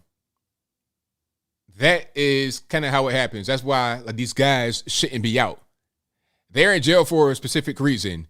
All right. If you're in there for a violent crime or something, that's different than if you just had a blunt in your pocket and you never had any kind of violent crime. But attacking women, attacking your wife, I mean, come on, man. What are we doing? All right. Let me see. Let's go to Apple, who says ABL Bill Maher has been very critical of Biden, but it's still called Trump the worst president in the history of the USA. Why are they so stupid? I don't know. It's so weird. They still got to kind of cater to their base a little bit. They still got to kind of keep the chip on their shoulder. He's still a liberal at the end of the day. It's so weird. Hollywood is weird like that. That's all. It's just weird people doing weird things. Shield Lab says, after Jussie Smollett attacked himself in MAGA country, I don't trust him around himself in jail. I took his outburst in court as Sitland for his attack. Yeah, it might be another hate crime in the penitentiary, in lockup. It might be an officer that goes in, beats him up. That'd be his next act that he try to pull off. Thank you to Yvette Moore, who says, my 2 cents worth is that I have to listen to what these insane humans are doing. It's easier to take with your soothing voice. Love from Adelaide. Thank you for that. Coming all the way from Oz, the land down under. Thank you to Pete Sangria, who says, U.S. consulate hitting Iraq, hit by missiles tonight. Are we having fun yet? Let's go, Brandon. Hey, man, the adults are back in charge, right? So with the adults back in charge, Iraq's getting hit, Crimea's getting hit. Ukraine's getting hit, and also Taiwan to be next, in my opinion. Let me see. Miranda Panda, Russia and Putin, a failed administration's distraction technique. Well, that's a good way to look at it. And that's certainly something that they would do. Maria Miller says, your Pfizer FDA side effects video that I shared on Facebook, missing content. Of course they want to say that, but I literally read from the document. So what's the context or whatever missing? I literally read, and then I made an article with sources in it, so you can fact check me on the thing. I think they came out and said that Facebook fact checks are only opinion recently in court, so I'm not sure why they still even putting those on there. We knew what it was from the beginning. It was opinion. I think this is wrong, or they put it on there to kind of scare you, so you might think that it's wrong if you're a normie. But we know better than that. If they put a fact check on there, it's probably right, or you're probably in the right. You're probably getting warmer. You understand what I'm saying? If it's not 100% right, you're getting warmer to the truth rather than what they want to tell you, which is totally lies. Thank you to Max Shadow for the donation. Thank you to Nicole McCauley, who says, have you seen the statement that the Undersecretary of State made about biolabs in Ukraine? Sending video to your Gmail. Why do you think Russia would have interest? I have no idea. I had to look into that. WT says Congress gave themselves a 26% raise, a pay raise. They will cause a war and expect you to die for their riches. That's right. That's how they do. And I'm not going to die behind that. Thank you to Matthew, who says that video of Zelensky. Is he friends with Hunter? Hey, man, Hunter, he be in Ukraine sometimes, so maybe they hang out and they do a little partying. Who knows? I can't tell. But if they did hang out, I wouldn't be surprised. Would you? Thank you to Aaron Bethay, who says, years ago, we sold Taiwan, some of our ships and aircraft in order to help them defend against the CCP. Now it seems like the U.S. will turn its back on Taiwan like we did with the Kurds in Iraq. Disgrace. Of course, we're not going to fight. We're not going to fight no Taiwan. Not at all. Daniel Orr says, I'll spot you on a gallon of 87 octane. Well, with $10. Thank you for that, man. I need that because gas is super high. Thank you for that. Thank you to Rolf Peterson, who says, thank you for your work, Anthony. Thank you for that. Thank you to Off Switch, who says, ABL, please consider ban Planned Parenthood, period, communication or I'm not sure what that is. Contact GOP House Reps on the site to save lives. New proof shows that Planned Parenthood, worth over $2 billion, is illegal. They violated Section 501c3 by making political statements. In 1995, a small church was banned for it. Well, let's see what happens with that. Thank you to Audie Joe, who says, I love your content. Where can I buy the woodwork wall hangers behind you? Well, these are from bhedesigns.com. The link should be in the description box below the video. That's bhedesigns.com. So links will be in the box, and you can find ones just like these or whatever you want right there on the site. So check them on out. Matter of fact, if you look in the box, it should say wooden flags at the very top of the links below the description, and it'll say it right there. Below the actual written description in the description box, if that makes sense. Thank you to Aaron Bethay, who says, a lot of what's happening is playing right into Jinping's hands. Read The Art of War. Pamela White says, you youngsters won't remember this song. Mama told me not to come. 1970 song. USA, New World Order, Trump for Speaker of the House. I don't remember the artist. ABO, cool. Leo Mazzina says, is it fair to call Jussie Smollett a Karen? Yes, it is. He fits the mold of a Karen. 100%. Mike Fortner says, so happening now, apparently we have Iran bombing the U.S. consulate in Iraq. Nobody respects the U.S. anymore. Apparently not. Apparently not. Thank you to Ray, who says, Congo blacks for Ukraine. Not. Mike DeRusha says, all they wanted was a Pepsi, just one Pepsi. He also says, how much white DNA do you need to lose your blackness? if we're going with race theory, maybe we should quantify what race means. You know what? I always ask that question because the issue is with people that believe in reparations. I'm like, all right, if you want to get a check or a tax break or whatever it is for being black in America, what does being black in America mean? Because I see guys talking about reparations that are just totally mixed black and white. If your name is Ryan McGillicuddy and you're half Irish, half black, and your black side is only about 75% black, are you more white than black? Yes. So are you still black? I don't understand. What's the drop off? What's the minimum to be black? Nobody answers the question. Nobody knows. We just kind of doing stuff. Okay? People that are just regular people, regular white people say they're black. So at this point, race has less of an importance than it did in the past because it's become kind of silly. It's kind of silly. He also says, read Brave New World. They socially embarrassed kids who didn't want to engage in, quote, erotic play. Disgusting. Thank you to Kathy Cover for your donation. Thank you to Blast Radius who says, to talk about Trump being helped to Russia. I can't understand what that means. I talk about helping the Russians went out the window after they invaded Ukraine under Biden. Exactly. Robin G says, did you hear about the Cali mom who faked her own kidnapping in 2016 and recently got arrested? I've not heard about that. I got to look into it. Stavros Serentopoulos says, for the channel, shout out to ABL, Jericho Green, Brandon Tatum, Salty Cracker, Black Conservative Patriot, etc. Thank you for that. I appreciate it. Thank you to Planned Parenthood who says, Planned Parenthood is worth $2 billion and slaughters full-grown babies routinely at 32 weeks in past advertised for New Mexico clinic. Please shout out Ban Planned Parenthood, period. Oh, okay. I see what you're saying now. You're not doing that properly. So banplannedparenthood.com. I got it. You're saying period COMM. Banplannedparenthood.com. They broke the law. We the people can message House Reps. Thank you to Mike DeBruce who says, why are live chats about Brave New World and Harrison Bergeron universally suppressed? Same on Malcolm X. Why the silence? I have no idea. Maybe there's some information they don't want you to know. Huh? But, okay, we got calls on deck, and the number to call is 434-658-1220. Again, 434-658-1220. And the phone lines are about to be open. Let me get my Skype together. If it doesn't work out right, it's not my fault. You know the blame, and it's not me. So let's go ahead and get rocking and rolling.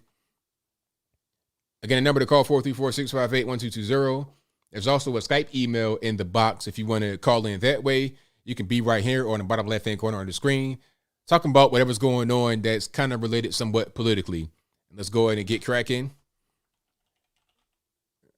Okay.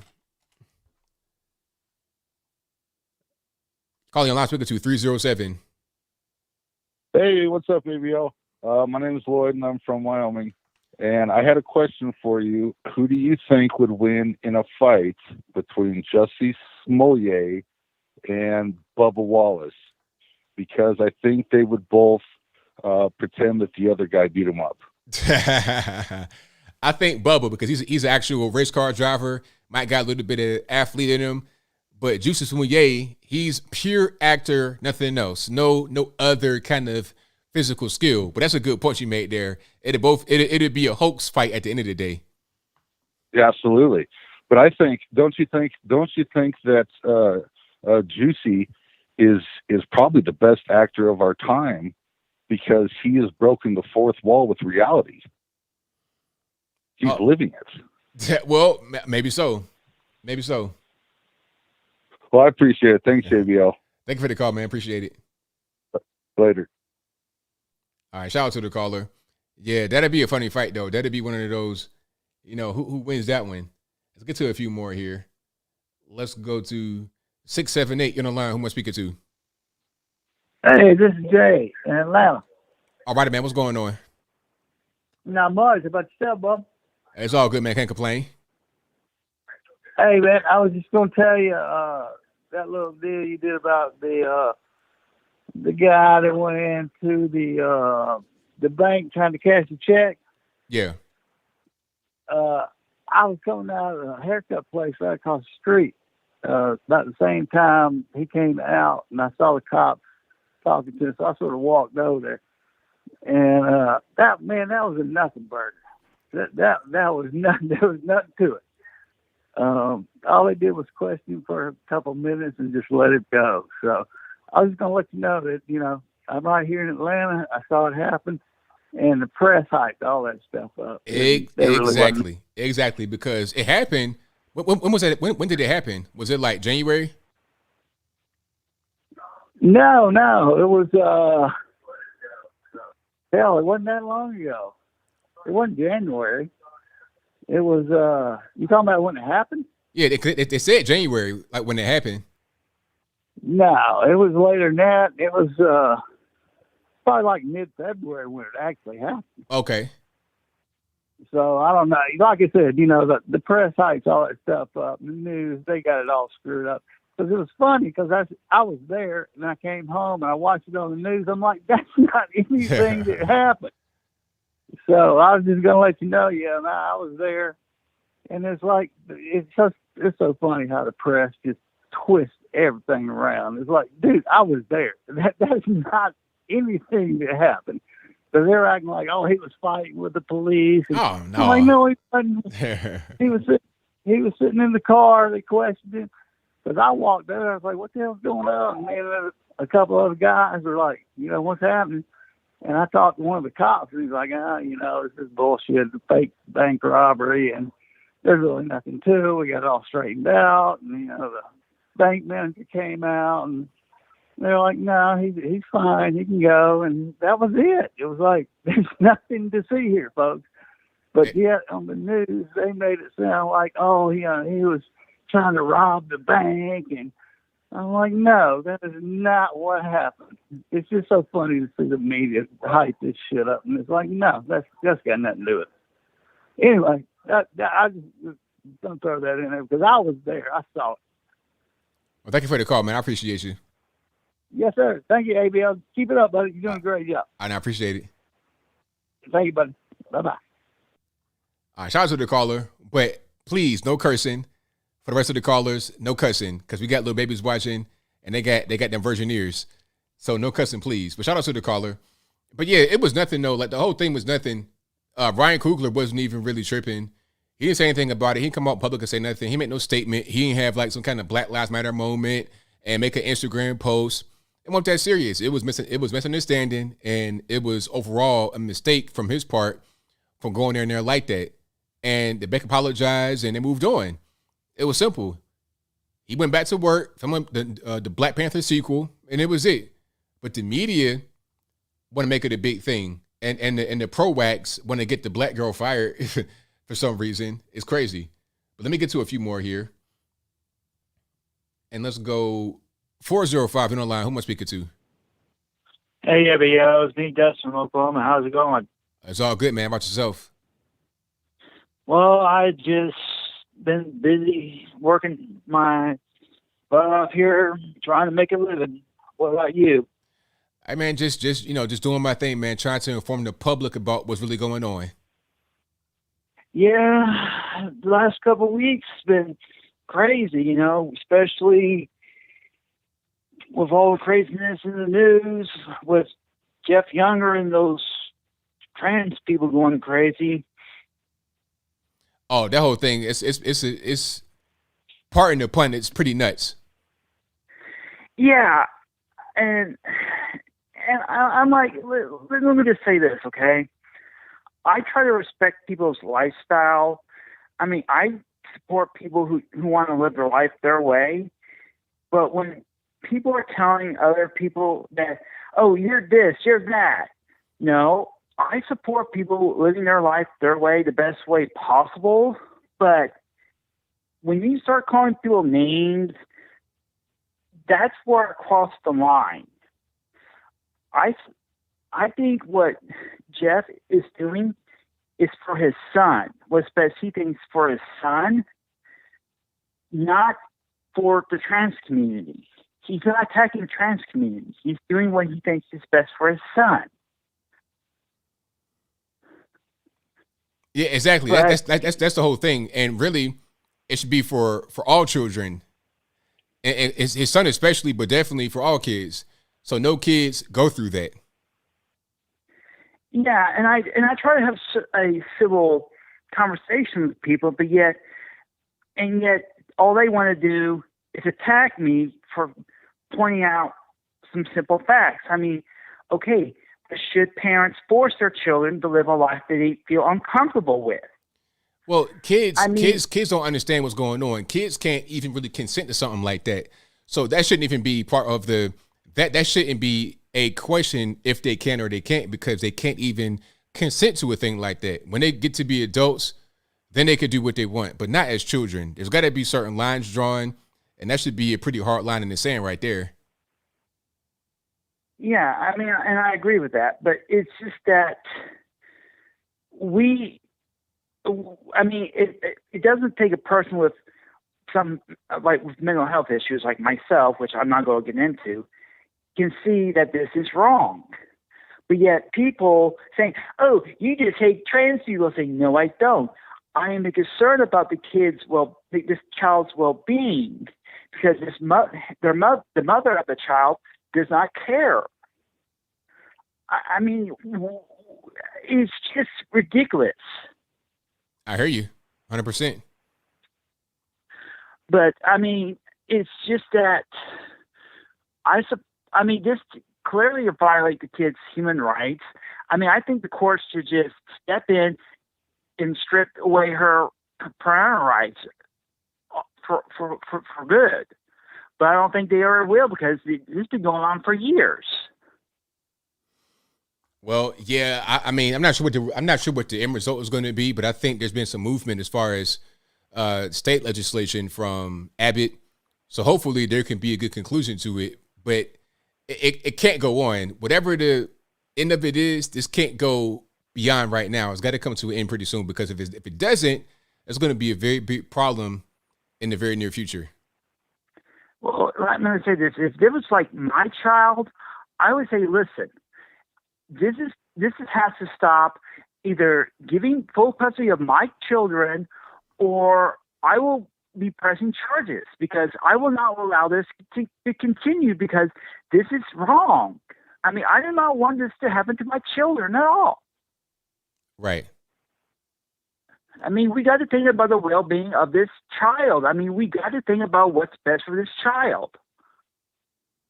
Right on, man. I agree with you. I want to continue the discussion more, but I want you to get to more callers. So thanks for the good shows, and catch you later.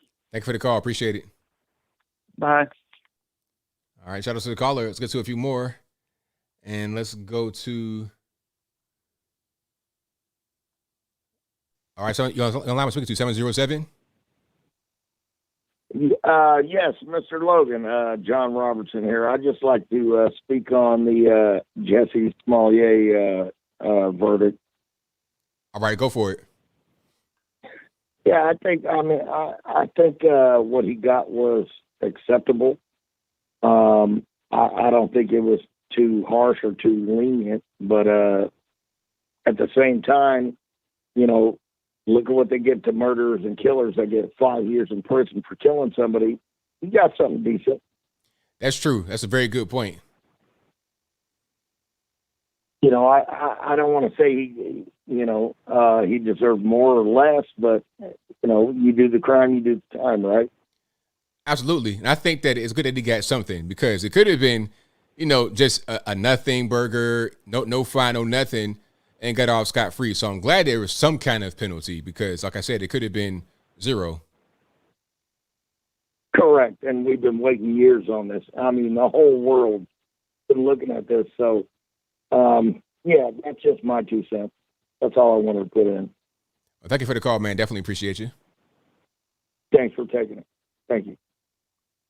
Yeah, I mean, the 5 months, it could have been 0 months. It could have been no money, no restitution, no fine, no nothing. And then he got 30-month felony probation. So if he breaks probation, that'd be hilarious.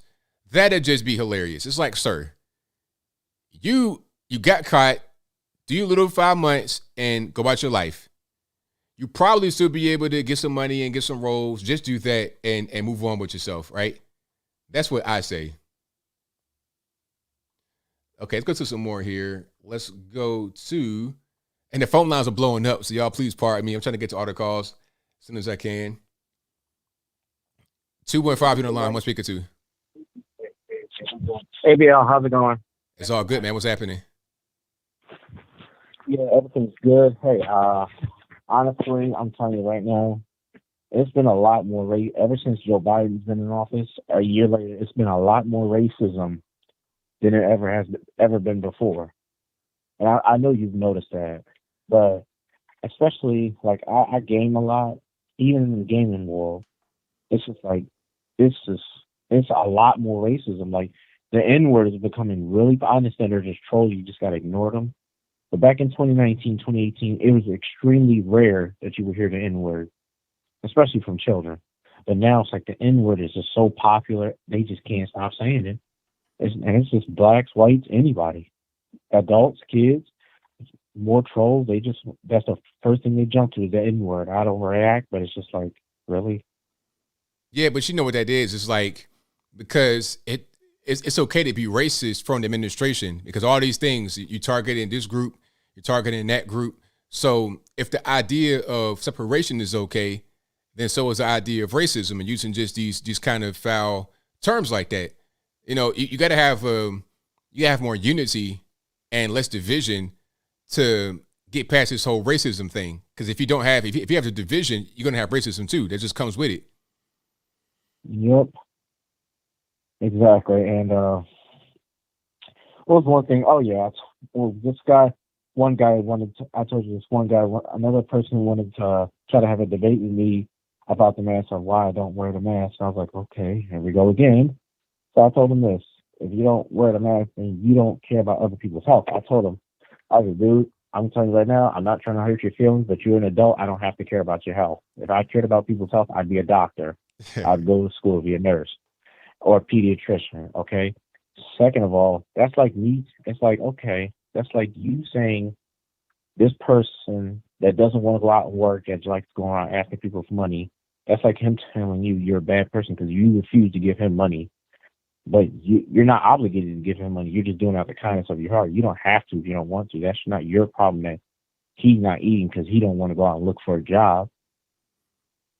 Right, exactly. 100% correct. It's like, look, whatever problems you have going on, that's your problems. It's not my problems. I can't fix the world's problems. All I could do is just focus on myself, my family, that's it.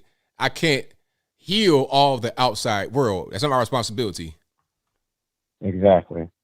And you just, are you worrying about something like that? You put an extra stress on yourself. Like this computer place. First they wanted to be like the mask police and all that kind of stuff. Then they wanted to enforce social distancing. And apparently that wasn't enough. Like you said, when you give them an inch, they'll take a mile. Then when it got to the point where, say, if somebody walk in without the mask on, they put the mask on while they're inside, they'll try to force them to go back outside. And this is not a library, mind you. It's a complete computer place where people look for jobs. They'll try to make them, or at least one lady will try to force them to go back outside, put the mask on outside, and then walk back in. It's getting so ridiculous. Now it got to the point where they just want scheduled appointments because of COVID-19. They said now they just want scheduled appointments. You have to call, make an appointment to come use the computer. I said, yeah, that's a waste of time. That place, that they just showed me they're not even worth wasting your time on. If they're going to do that, it's going to come back and bite them in the long run or the people just don't want to do their jobs, period. That's right. And it's like, yeah, but I don't stress about none of that no more. That's all I say is your health is not my responsibility. You're an adult. If your parents aren't obligated to take care of you after 18, what makes you think somebody else is going to? Exactly. Yep. All right. Well, thanks for taking my call, ABL. Thank you for the call, man. Definitely appreciate it. Yep. Have a good one. Same to you. Yeah, right on point, man. Somebody talking about, hey, man, you got to take care of my health. It's like, no, I don't want to take care of your health. Your health is your responsibility. If you are unhealthy, I can't help you. Like if you weigh 1,000,000 pounds, if I eat a salad, that's not going to help you lose a pound. You got to do whatever you can for yourself. It's not my responsibility to help you.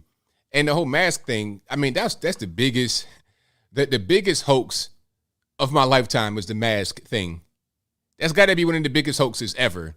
The mask never worked. They said it from the beginning that it don't work. Then they had to retract the statement because the masks make people feel good. It's a feel good measure. It just helps with panic, but it doesn't help you. They had to get some kind of life going back. So they said, okay, put the mask on to feel better. But I'll move on. Let's go to, hold on one second here. And thank y'all for being here yet again. 228, you're on the line. Who am I speaking to? Hey, is this Anthony? Yes, it is. Hey, I just wanted to, my name is Clee. I just wanted to say you're great. I love what you do, and I hope you continue. That's it. Thank you Have for a that. good evening. Thank you. Appreciate it. Mm-hmm. Shout out to the caller. Great call. Thank you, man. Let's go to a few more. And the phone calls are coming in. I got like 1 million calls right now. So I'm going to try to just get the one here. So y'all hang tight for me, please. Let's go 929 on the line. Who am I speaking to? Oh, Anthony. How are you? I'm good. About yourself? Well, so I want to talk about the trap. Well, I watched the video on the Odyssey or on the Rumble. I watched Dr. Chen repeat her video mention about that German doctors, they expose the trap contain parasite. You said the jab has parasites? Yes, the trap, it contains the parasite, the poison trap that they force to take for the mandate, or you will lose your job. Yes, German doctors, they found parasite inside the person who took the trap. Oh, wow. Okay. Oh, yes. And also about the FDA, they released the document that contain many information of the people who took the trap. They got harmful injured, and yes, I mean around today the Pfizer they even announced that they will go for the four doses for the 4 booster shot. Even after the FDA, they be forced to release the documents show the harmful injury from the trap. So they wanted to get the 4 doses out, and they didn't want the documents to come out because they didn't want to ruin the 4 doses. So that's kind of what's going on. It's about just trying to protect their ability to give you all these doses that might be dangerous. Oh, yes. Well, they give the 4 doses for the claim to protect against the Omicron. Well, even we know the Omicron is a different virus than the CCP virus. Mm-hmm. And also, the Omicron, we all know that it is similar to high fever. I mean, you don't need a hospital emergency. You just need to stay home and and drink medicine. Then you will get well again. Right. So also about the news.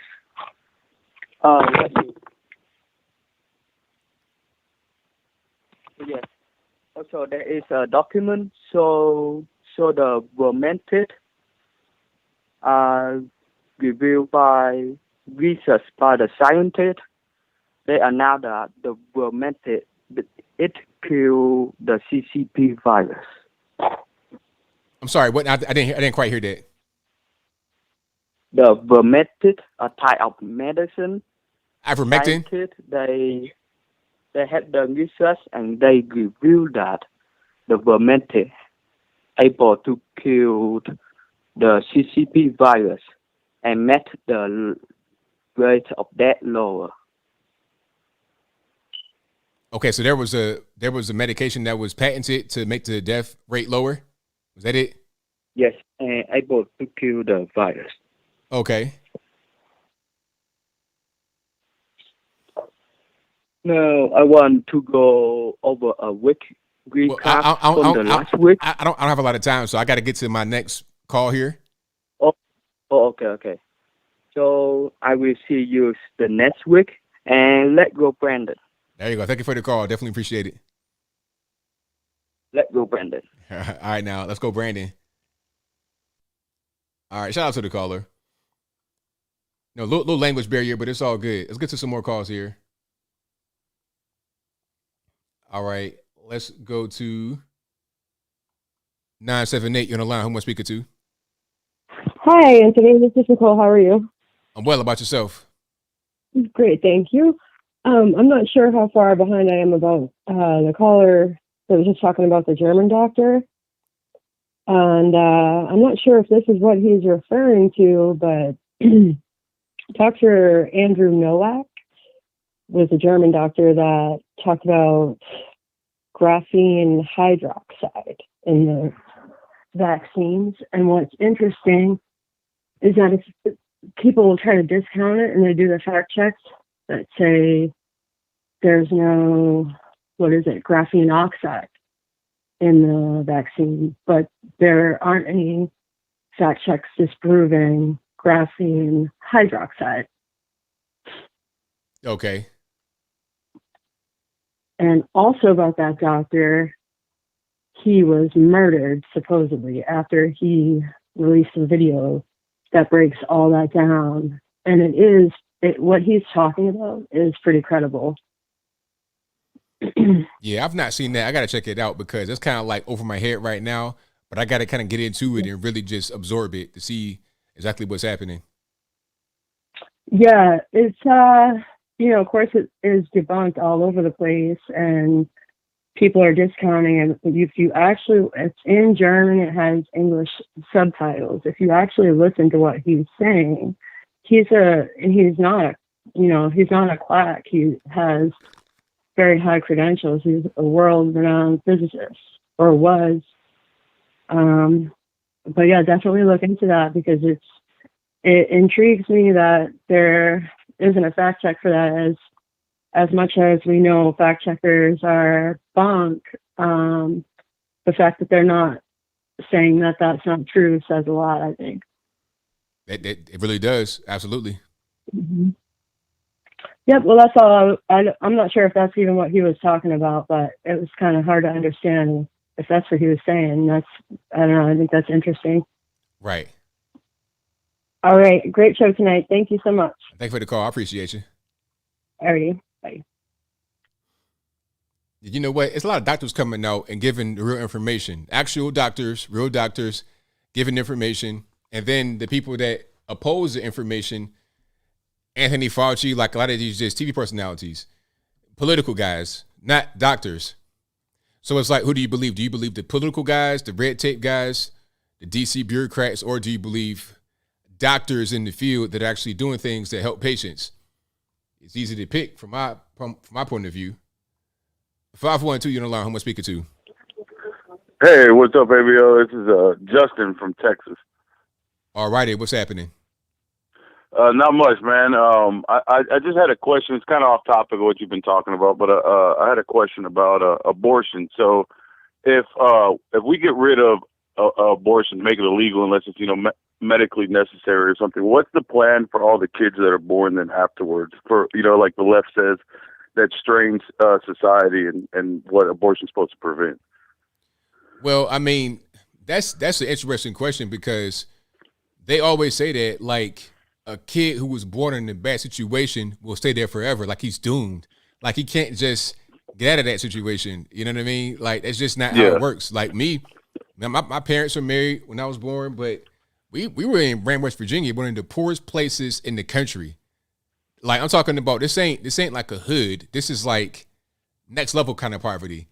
Hood to us out there is like kind of nice because you got amenities and you got roads that are okay. It's a different kind of level of poverty.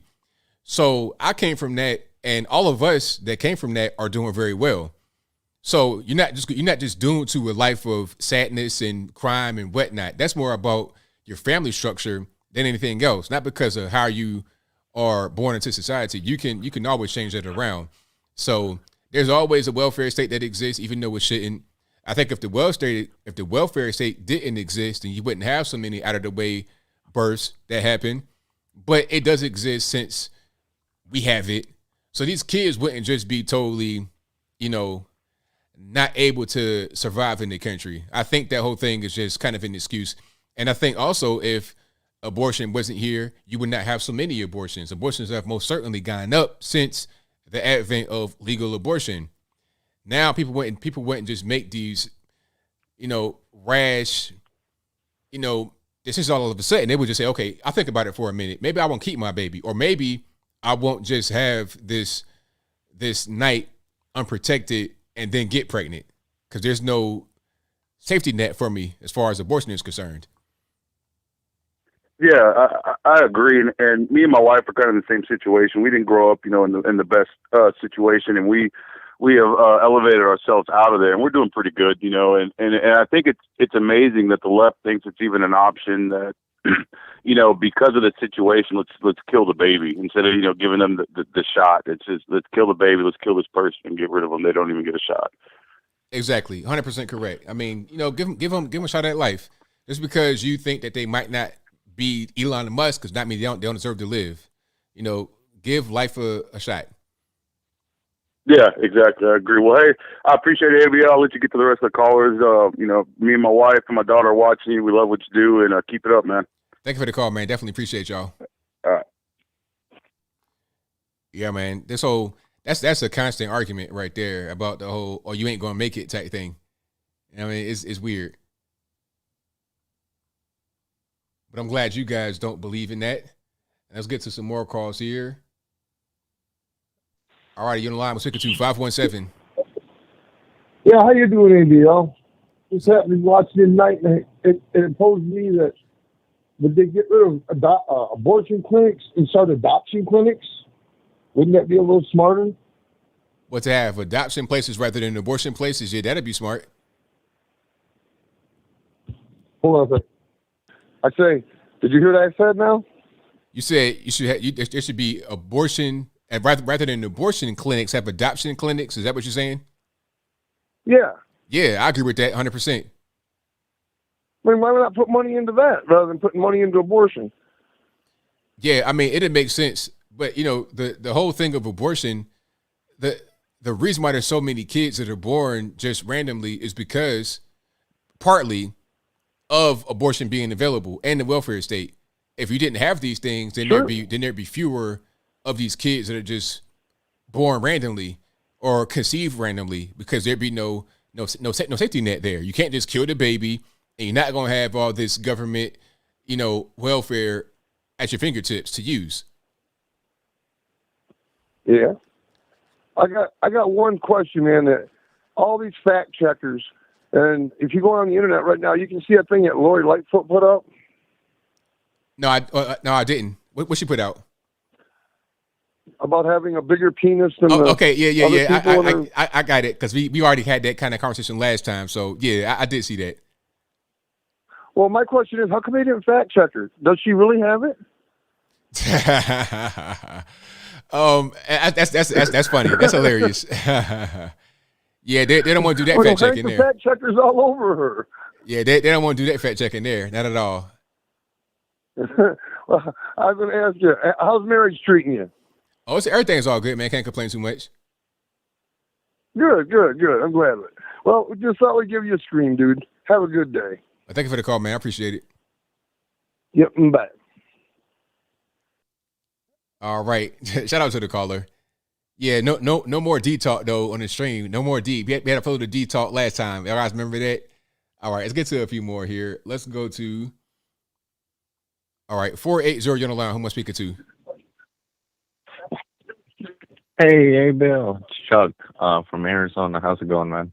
Oh, it's all good, man. What's going on? nothing much. I really appreciate you and all that you do in your show. I really wanted to get your opinion on something that I'm going through personally. That I just kind of just came upon, and I don't really want to be a part of. So I started I did YouTube, I did Twitch. I got banned from both of those, and I never really I had friends on Facebook or whatever, but I never really bridged the gap between those two. Because, I don't know, not everybody wants to hear about politics, and, so I didn't really want to annoy all my friends and family, so I was just like, hey, let's go organic, and let's just try it, and got banned from both. So on Facebook, I started a Facebook group, and I, started inviting people, and it was, hey, post your thing, I'll do my thing, it was just whatever, right? And now what Facebook is telling me is, I'll read it for you verbatim. It says, you have 15 days left to turn on Facebook Protect. Chuck, your account has the potential to reach a lot of people, so it requires stronger security. Facebook Protect, an advanced security program, helps defend accounts like yours. So I was like, okay, well, maybe this does make sense, whatever, but I don't really want to be that guy. Right, so they recommended it, and they did it pretty much after Joe Biden got in office. I mean, if I want to be conspiratorial, but whatever. They did it, whatever. And then now, what they're saying to me is, when they came to this message again, they said, turn on Facebook Protect before 17th of March 22. After that, you'll be locked out of your Facebook account until you turn it on. So they're saying at this point, because I've I got the whole thing, but the question is, why don't you want to do it? Well, no, the reason why I didn't want to do it is because I don't want to be that guy. What do you mean? What do you mean? I don't want to be hold on. It's just, I don't want to be a politician. I don't want to be a public speaker. I just wanted to say something, and I was looking on Facebook, and you know how I actually gained people on this page? There's 4,000 people on the page. And the reason why I gain people is not because people organically grow, because what they said is, hey, you guys are posting stuff that's not allowed.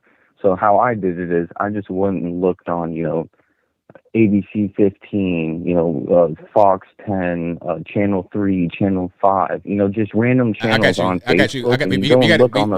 We got to kind of speed it up a little bit. So I understand what you're saying, but the question is, is it on now? Do you have it on?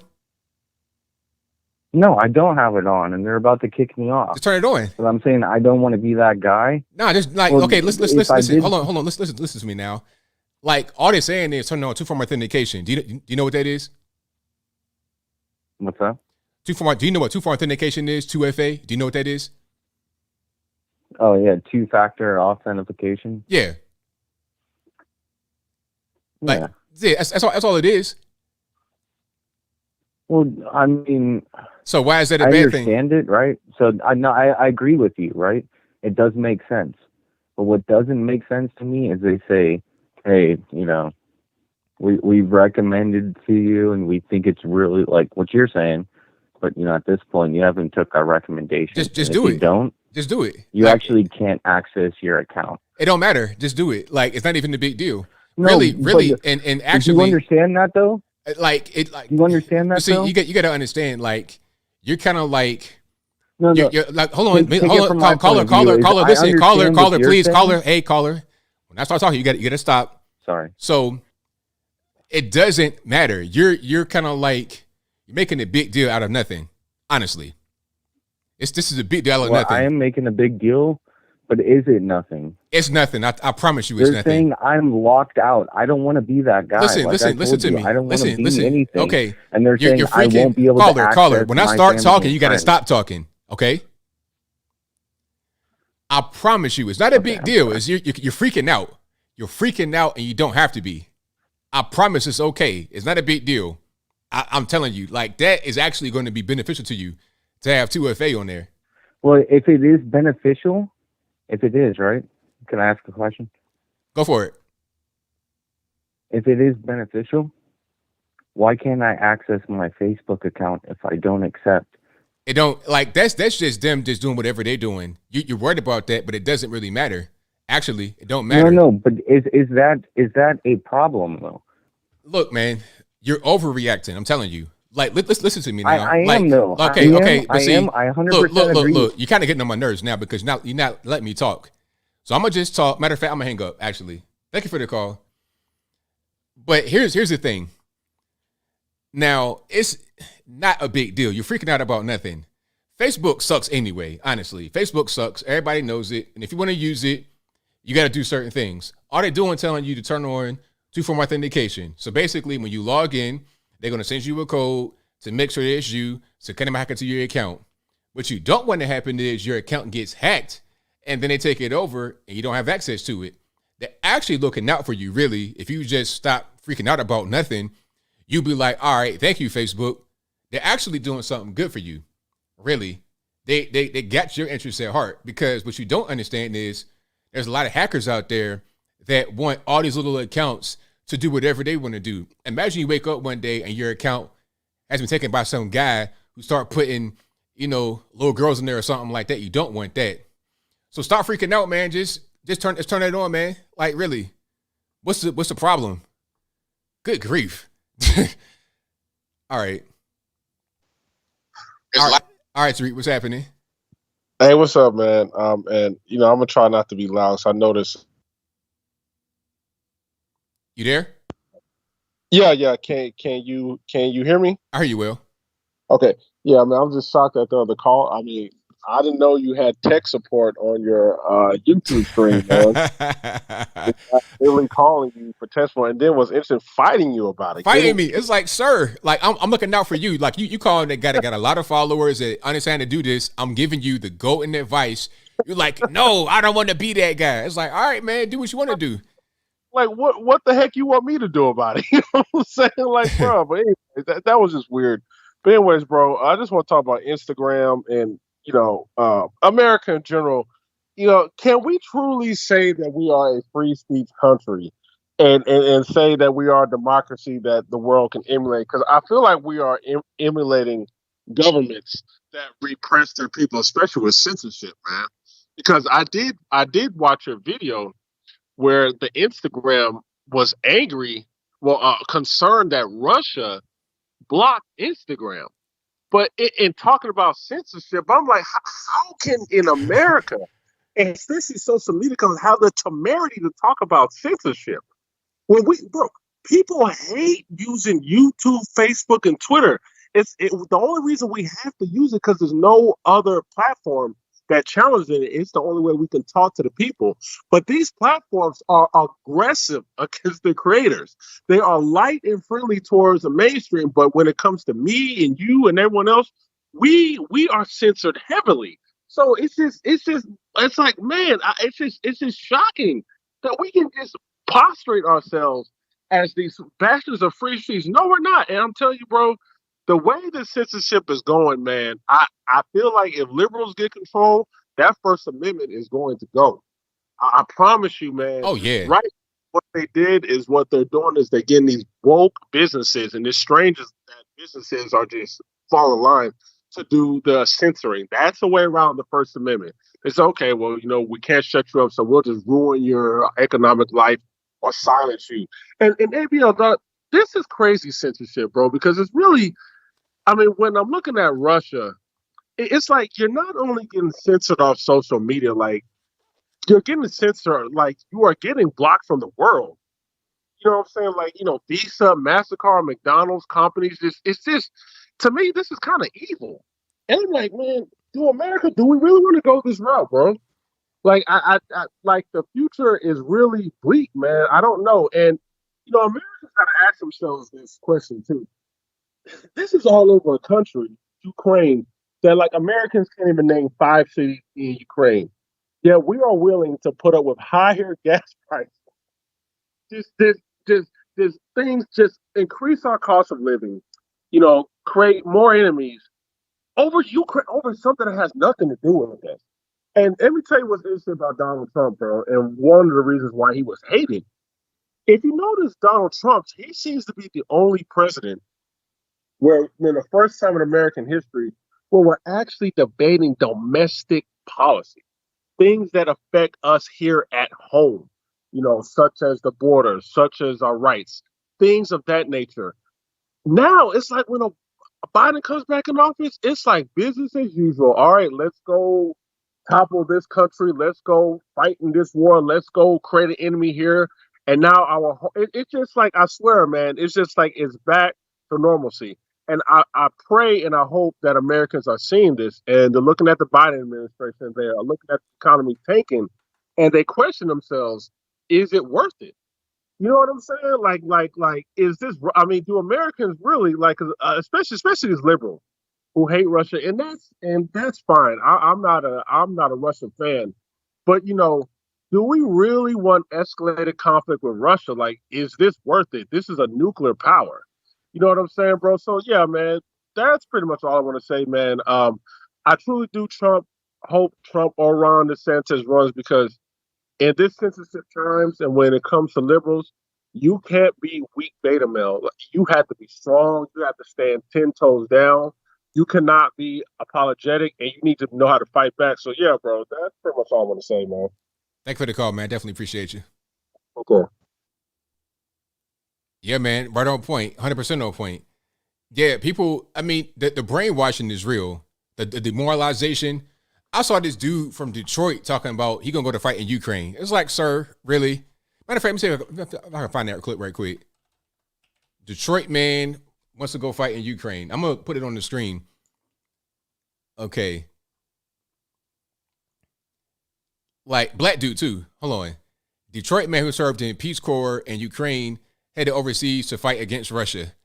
It's like, sir, really? He's going to fight for Ukraine. Like, why? Why? What is the purpose? I mean, did you see something on Facebook talking about Vladimir Putin and it kind of triggered you? So you're going to go over there and literally fight them? I mean, you got to, that's their war. Let them fight that. I mean, NATO not going to fight. So why are you over there fighting them? Like, you're not enlisted. NATO's not going over there. Why are you over there? Just because? I mean, you trying to die behind that? I don't understand. I don't really get it. But I move on. The number to call is 434-658-1220. Again, 434-658-1220. Let's get to some calls here. Let's go. All right. 714 on the line. I'm speaking to. 714, hello. Going once, going twice. Sorry, 714. I couldn't hear you. I don't know if the Obama phone was out or what, but it didn't connect. Let's go. 601, you're on the line. Who am I speaking to? Hey, what's up, Justice? All right, man. What's going on? I'm good. Just look. I don't know. I sound like I'm echoing. Am I echoing on your side? You good, bro? Okay. Yeah, I'm good. Just living in good old Mississippi. Nothing changed. How you been though? Oh, it's all good, man. Can't complain too much. I feel that. Hey, I got a question for you. What's up? How do you feel like when people say like the president has controlled gas, and they all associate at the end? I feel sorry for those people. Those people don't know what they're talking about. And I don't really like to get them into government stuff on my social media. Like, you'll never see me post anything government related on social media just because of like who I am. But like, I tell them, like, I show them like graphs of like the U.S. prices, which our prices have been going up since February of 21, and we only had one down month, and that was December, Christmas, and then it went back up. And we're the second leading nation when it comes to vehicles on the road. And then China's first. But on China's graph, it's like 5 months up, 5 months down. So, that's kind of more level hard. It's like more even. That makes more sense. But I show them these graphs, and I show them the graphs of like the Obama era, Bush era, the Trump era, and then the Biden era. I can't remember what website it was on. I delete the pictures, so I don't keep the pictures. And, you know, like the prices were the cheapest on average in Trump's era than it was in Obama's, which was like $370 to $380. Then Biden came in, and it's like, it shows that much is the same thing. But what do you say to like people that like you show them proof, you show them the proof and all of that, and they still like come back and comment like, well, you got to remember, like, Obama made it that way. And you're like, so he made it that way, but what happened when Biden came back in? You know what I'm saying? Like, they cut the like, what do you say to people like that? I mean, at a certain point, their argument defeats itself. They say, okay, Obama is the reason why there was low prices under Trump. If he was the reason why it was low under Trump, then who's the reason why it's high now? Is it Trump? It can't be Trump because, I mean, that lasted for 4 years. And so, like, if Trump was doing things that would rise the price of gas, then you would have seen it at a certain point during the 4 years. It wouldn't have just been consistent like that throughout the entire time. And then after he leaves, it goes all the way up. Like, it doesn't make any sense. And then one thing to understand is that oil and gas production has decreased in America. I think it's about like 1.8 million barrels a day or something. I'm not exactly sure what the number is, but we've decreased our oil production, and that's going to cause the prices to go up. And then we got all kind of taxes and whatnot trying to raise, and like all those things going to the factor of gas going up. And then we cut off the Russian imports. Europe didn't cut off Russian imports, and they right there where the action is happening. But we cut it off. So when you cut off supply and you cut production domestically, you're going to have higher prices because with low supply and high demand, you're going to have higher price. That's basic law of supply and demand. Exactly. And I had gotten to argue with my cousin, which, you know, that's like how you said, like, you don't want to argue like with your family because, you know, you got to see them at the, I don't know what we call it cookout. You know what I'm saying? Yeah. We don't, you know, we call it cookout down here. But you're going to see him at the cookout when you go to grandma's house or whatever. And when I showed him the proof, he was like, cousin, I love you, but I don't care about none of that. It peaked like, so that's the problem. Like, and my mom's side, they're half and half, but he's Democrat, which I don't care about because I'm not Republican. I'm not Democrat either. But I hate when you give, that's another thing. We have a lot of people that you can show them the facts, you can show them the evidence, but they say, I don't care still. Yeah, I mean, they're not going to care. Like, I've heard the same thing before. It's like, man, I don't care about none of that. Like, they don't care. They don't care about the facts because they are not interested in education. You know what I'm saying? They're not interested in being educated. Yeah. That's a person that's willfully ignorant. Even if I disagree, I hear you out. If you have something that you want to say, I hear you out. You know what I mean? If you got some evidence, something to show me, I'll look at it. We talk about it, but I'm not a willfully ignorant person. But if you're willfully ignorant, you don't care about learning, you don't care about education, you'll have that type of attitude. Yeah. And it's like, you know, it's a bunch of, which I think is glad. I'm not, like I said, I'm not telling anybody who to vote for, but it's a lot of like black people on Facebook. And by the way, for the callers, I'm black. I'm not white. Y'all always call me white on the comments. I always see that. I'm not white. But I see like a lot of black people saying, man, I should have voted for Trump. Like Trump 24. I saw one that said, and there's a black girl. She said, I'm finna be saying white power next election. I thought it was funny. Like, I thought it was funny. She was like, you finna start seeing me say white power next election. Everybody was laughing. It was kind of funny. But you got some people that are black on the comments. They're like, well, Trump wasn't no better. White people voted for Biden too. And then I said what you said. And I was like, well, actually, advise Philip Scott, you know him. But he said, you know, he's kind of like you in a way. Like, he doesn't like Democrats. And I said to the girl what he said, and he was like, yeah, but they're not voting. 90 to 92% of the race is voting for Democrat. You know, white people, they're half and half. Hispanics, they're mainly Republican, but still, you know, 60-40. Asian people, they don't even go that way. Like, you know what I'm saying? So, like, I told her, I'm like, yeah, but we're not voting 90%. And she's like, she just says, okay, with a thumbs up. I'm like, you can't help these people. It's help these people. because they don't really want to talk about it. They'll just try to say things to dismiss you from even speaking to them because they're not really trying to hear it. They're not really in the state of mind to receive it. Then once they get into state of mind to receive it, then they're more open. Then they want to start to talk and really hear. But as of right now, what I'm hearing, they don't want to hear nothing. All they want to know is, okay, but when the next Gucci bag come out and when the new Lil Durk tape come out. That's it. Hey, though, I bet you if Trump ran, he win. Like it's really a lot of I got a lot of my friends. You know, not all my friends are black, but like all my black friends. Like it's a lot of us saying they'll vote for Trump. Like it's a bunch of black people. Like they will probably vote for Trump if he was to run this time. Like I'm pretty sure he win this time by a landslide. He could. He definitely could. And the only problem with the Florida guy, we don't know him. So like if he was to run, the majority of people that don't watch news like how you do, they wouldn't know him. So if they were already voting Democrat, they might just stick with Democrat because they're gonna be like, I don't know this guy though. But like if Trump ran, they might be like, oh yeah, low gas prices, I was making more money, inflation wasn't kicking me in the butt, you know. So that's the only negative I see if the guy from Florida was to run. I can't remember his name. DeSantis. That's a good point though. Yeah.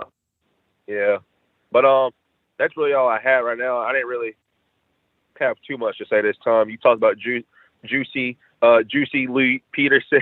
Right. No doubt, man. But hey, you kind of got a little bit of time here. Thank you for your call, man. Definitely appreciate you. I appreciate you. You have a nice one. All right, now. Shout out to the caller. And the phone lines are blowing up. The number to call is 434-658-1220. Again, 434-658-1220. 714 on the line. Who am I speaking to? 714. Hello, this is Daniel James from New Alrighty. Mexico. Alrighty. I've been a listener and huge fan of yours for years. There's a connection already. Well, thank you, man. I appreciate you for calling in. Is the connection all right? Oh, you good to go. You're perfect. All right, thank you so much. I want to speak about something that's, I think, very important for the country. It's about the rule of law, corruption, rooting out evil, and the future stability of our nation. So if you could give me a minute, I would love that. All right, I'll give you a little Is that time. all right? Yeah. Yeah. Well, the information is this. Planned Parenthood broke federal law 501c3, the so-called Johnson Amendment. They're classified as a 501c3 charity, even though they don't fit the bill per federal law 501c3. But regardless, no charity can make political statements against or for candidates, or you get banned. It's really quite simple, but Planned Parenthood is above the law for now. They published an anti-Trump statement. Planned Parenthood has to get banned as they made a political statement against Ted Cruz, Donald Trump, and Carly Fiorina in 2015. And this is just one of many, but this is one centerpiece example. And this is the main idea behind the movement of Ban Planned Parenthood and this call. A small New York church called the Church at Pierce Creek was banned by the IRS in 1994 for making a political statement, and they're not worth over $2 billion like Planned Parenthood. Planned Parenthood is such an evil and corrupt organization. They are responsible for money laundering on the behalf of Democrats through shell organizations, but most importantly, they are responsible for most of the 64 million deaths of children in America, and thousands daily, many of which are after the baby is full grown. You can see pictures of babies born at like 32 weeks, and they look great, and they advertise 32 weeks and after on their websites for clinics. But we can get Planned Parenthood banned since we have the law on our side. And, there's a midterm, and this is a country of we the people. But it's a tough fight, even though it's a clear case law-wise. What is critical and paramount is getting enough awareness on this issue and making sure that GOP Congress people can understand that it is an essential demand of ours, not a minor one. Anyway, thank you for your time. And everybody, I want to say, this is a critical fight to save lives. And please visit PlannedParenthood.com to see, BanPlannedParenthood.com, to see the information detailing how they broke the law, but most importantly, to have a link to contact your congressperson and tell them that you cannot support them unless they commit firmly to ban Planned Parenthood, as the law actually demands and requires. Thank you, and God bless. Thank you for the call. I'm willing to talk, too. Thank you. Appreciate it. Thank you so much, ABL. Huge fan.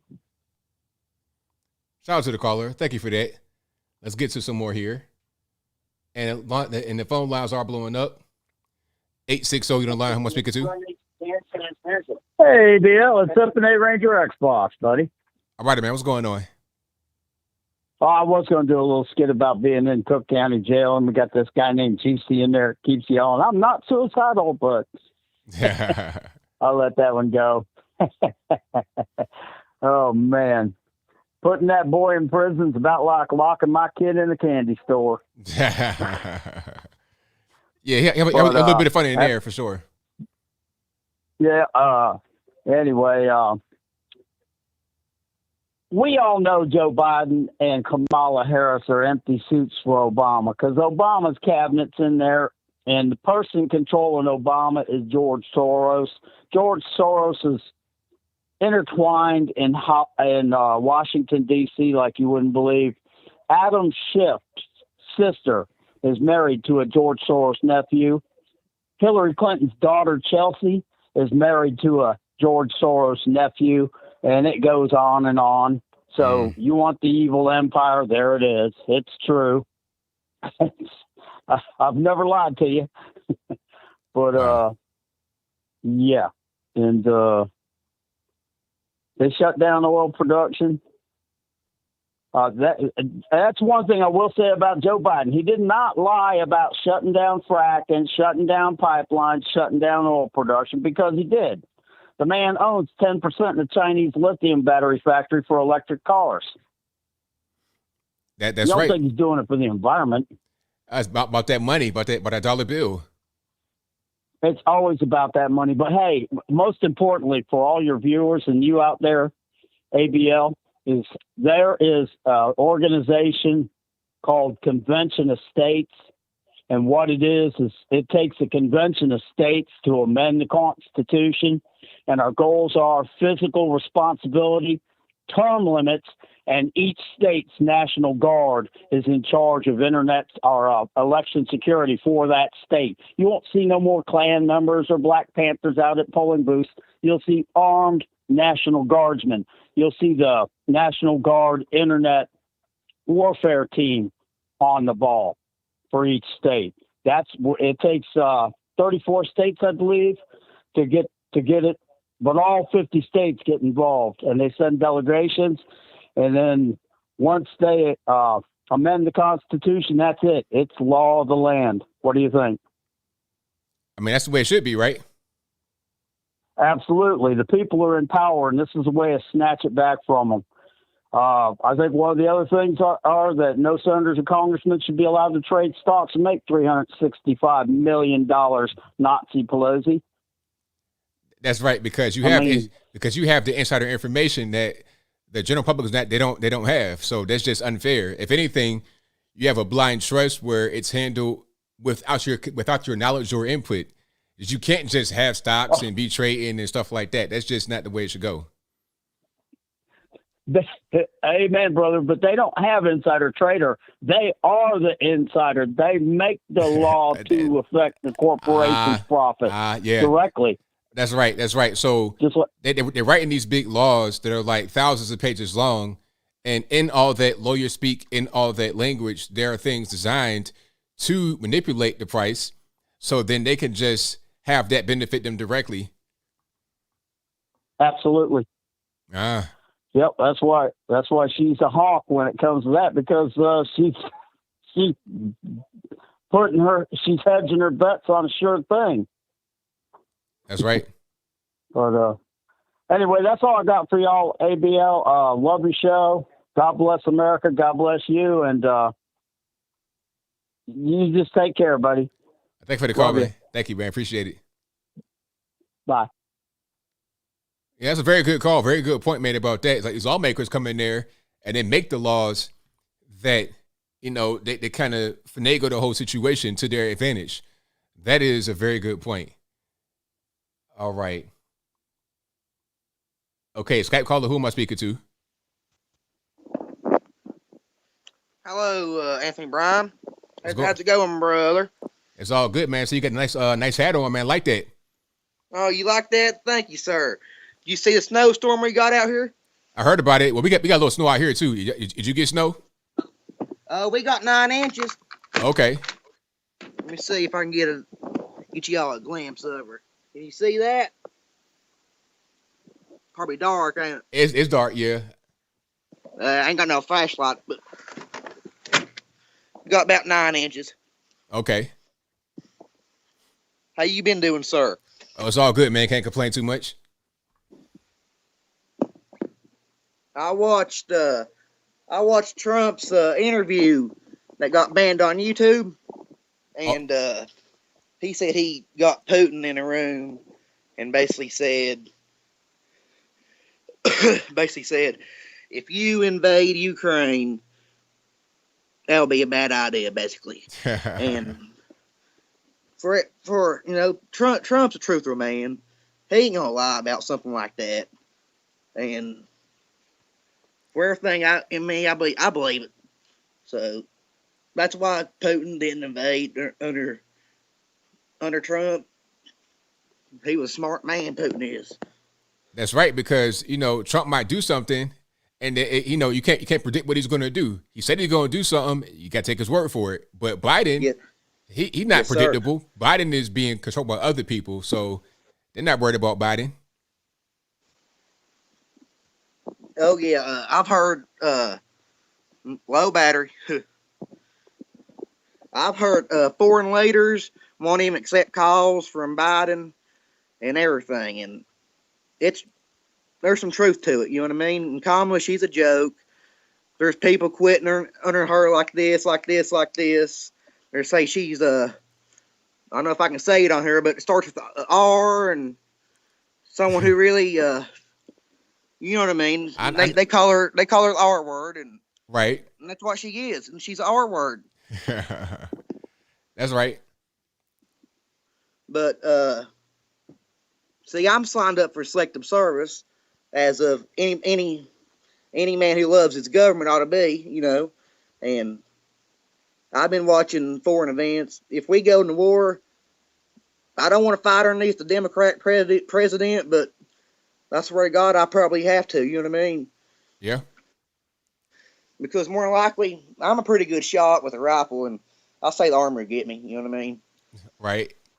Yeah. I mean, they'll get these Southern boys, these West Virginia boys who knows how to use these rifles. Oh yeah, they get them all day long. You know what I mean? They get some for real shooters.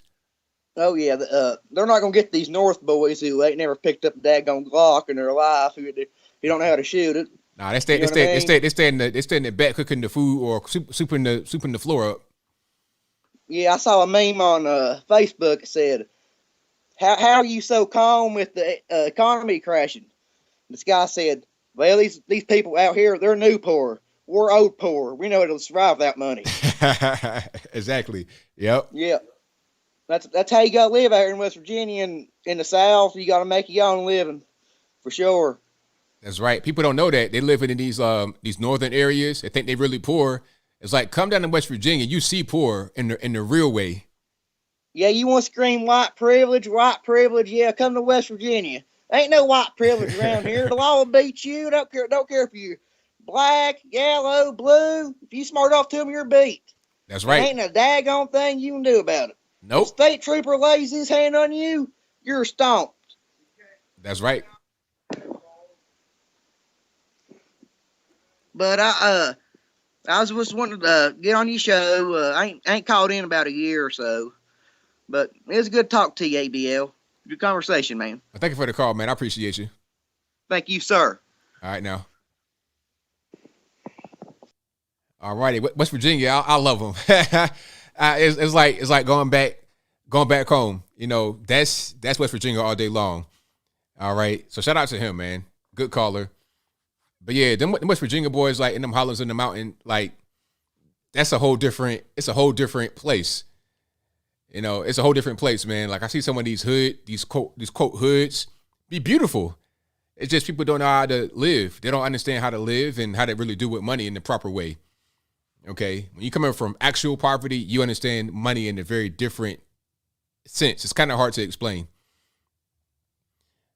But yeah, shout out to him. Good call. Let's go to the next one.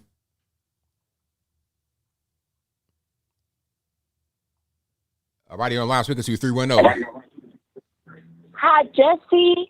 Is this Jussie? I'm sorry? Pardon me. I made a mistake. I want to touch. Is this ABL? Yes, it is. I made a mistake at the beginning, sweetheart. Please pardon me, my mistake. Oh, it's all good. What's happening? Okay. Well, I did want to talk about the Jussie Smollett case.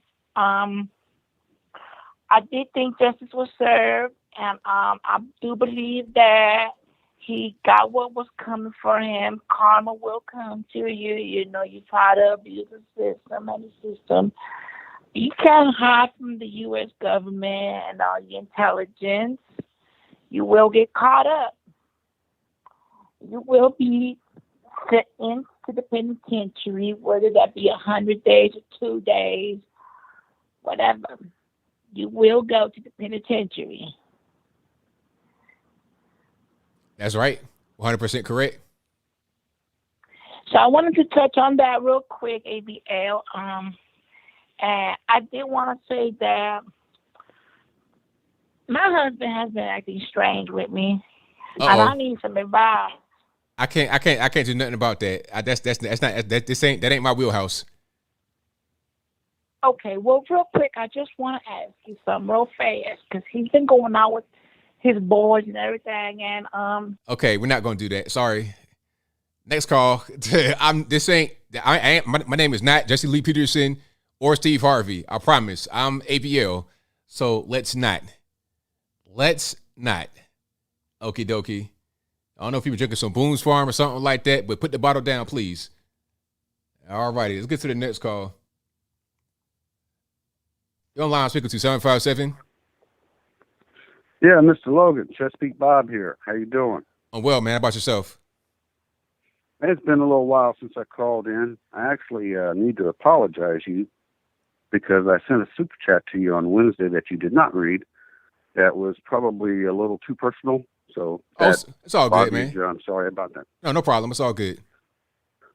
Anyhow, I wanted to bring you a little local news that is not being covered, of course. You mind if I cover that? Yeah, go for it. Okay, so this is actually, you quote your sources, I'll quote mine. This is coming from the NavyTimes.com. And you know I did 20 years in the Navy, right? Right. Okay, so in the times of trouble, the ships that are in port here in Norfolk tend to scramble around and try to get ready to deploy just in case, right? Right. Okay, so they have one ship here that says destroyer cannot deploy because the commanding officer won't get the COVID vaccine. Wow. And it goes on to say, it says the Navy says an unidentified Arleigh Burke class destroyer of the same class as the Dewey that they show up on the website can't deploy because it's commanded by an officer that cannot be fired due to an ongoing COVID vaccine lawsuit. Now, I've read the article and I'll summarize it for you. Basically, back, I think they were putting out that the military folks had to be vaccinated by the end of October of last year.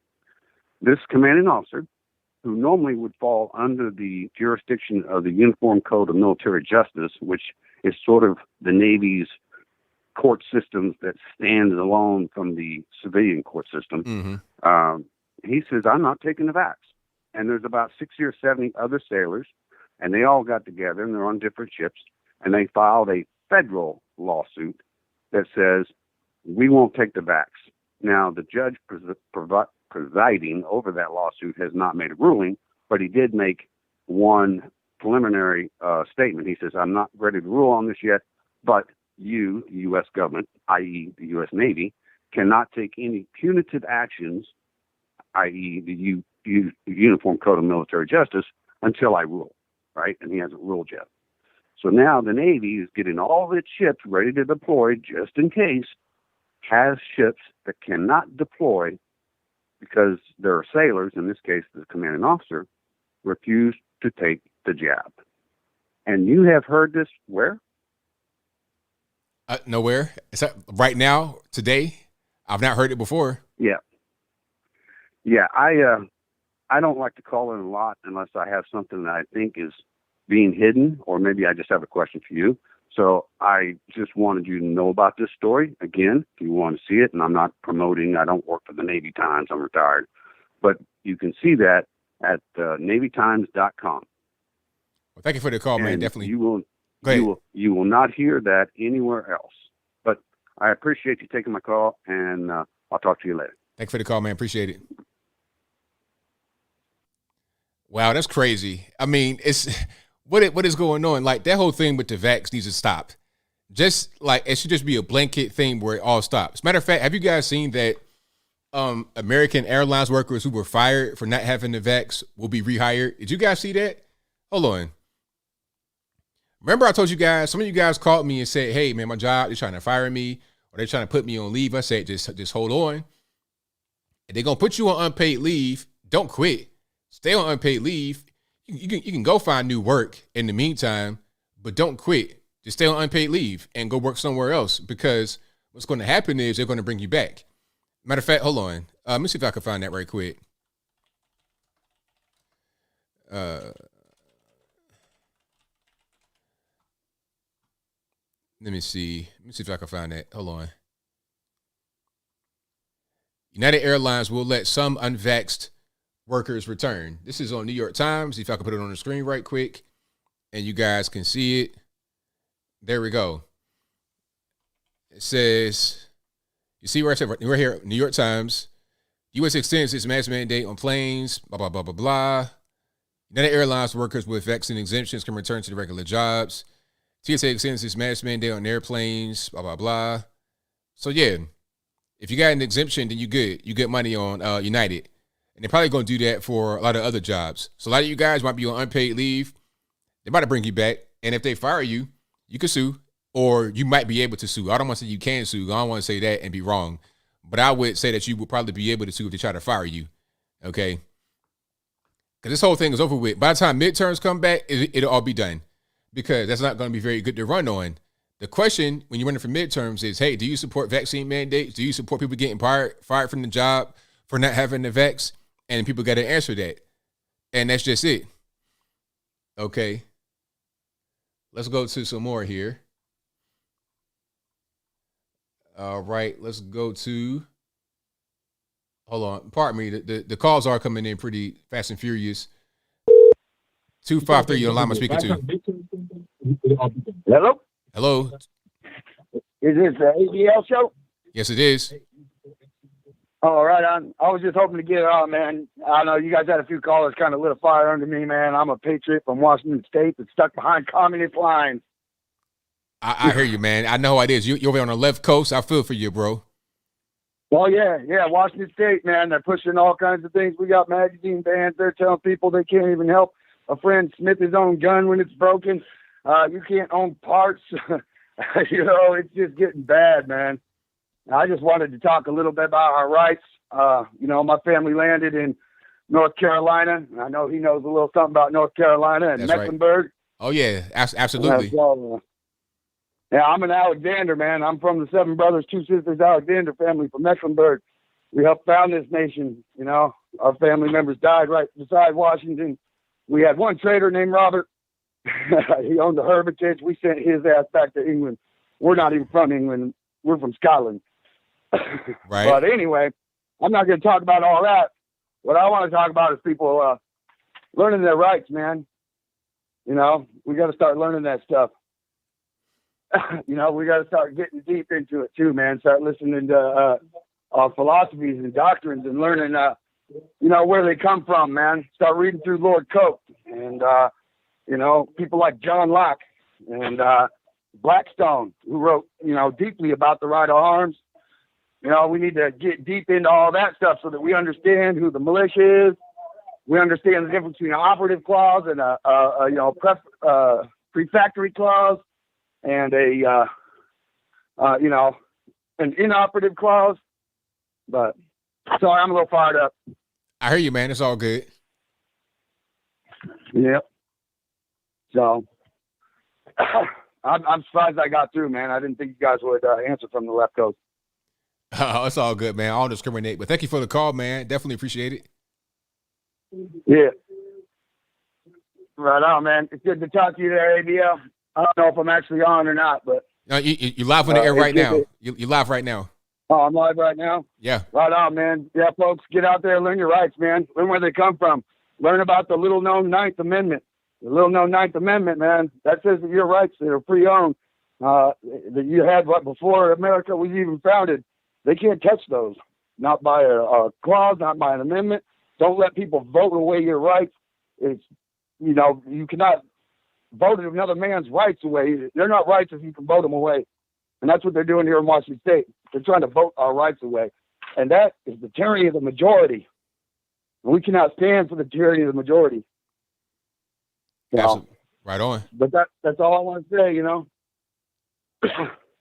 Get to know your liberties. So. Thank you for the call, man. I appreciate it. All right, ABL. You have a good night, man. Keep up the good work. All right, now, same to you. All right, bye.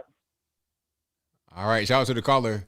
Yeah, my man over there fired up, man. Like he just got done doing some Pilates or something, man. Shout out to you over there on the left coast. I know it's difficult to get anything cracking over there. 862, you're the line. I'm speaking to.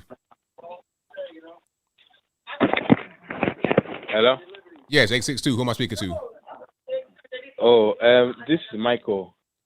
Wow. First off, thank you for letting me join. Hold on 1 second. I have noise in the background. Can you turn it down for me, please? Yeah. All right. Is that good enough? All righty. Okay. That's good. All right. So, I just have, something to disagree with you on, and I guess that'll be it. So basically, the African guy in Ukraine stuff, when you were like, we expected him to go to war for Ukraine, I found it illogical that I want him, a black man like him, to go to war for another country, I expected, since you're already a black person, you understand what they were going through. So I found it illogical that someone like you, with the intelligence, want to tell another man, to fight for another country that doesn't even give him the same respect as, a fellow man. But yeah, I think that'll be it for now. Thanks for answering my call. Thank you, everybody. Bye-bye. All right. So I didn't quite catch that. Did he say that I wanted him to fight for Ukraine? I'm not sure what video he was watching, but I clearly did not say that he should fight for Ukraine. I said that no, because look, if you're a refugee fleeing conflict in Congo and you find yourself in Ukraine and there's a conflict there, why would you stay in Ukraine and fight if you didn't stay in Congo and fight where you actually from? That don't make no sense. And then on top of that, what he was saying about the whole thing about not showing foreigners respect, that's true. It's less of a black and white issue. It's more of a, you're not Ukrainians, we're not going to really help you. So if Ukrainians are being given preference to get on the plane and the buses and whatnot to flee and evacuate, okay, then that's what it is. So Ukrainians should be the one to fight then, right? I'm not a citizen. I'm just happen to be here. And how about the students? Like, I know a person that was over in Ukraine when the whole thing popped. A black woman who was not over there as a refugee, just a student, just visiting basically. And she had a bunch of problems. So it's like, okay, if we're going to talk about just, we're going to help Ukrainians first, Ukraine first. All right, bet. Well, Ukraine first to fight. How about that? Fair is fair, ain't it? It's not even nothing personal. It's just business from my point of view.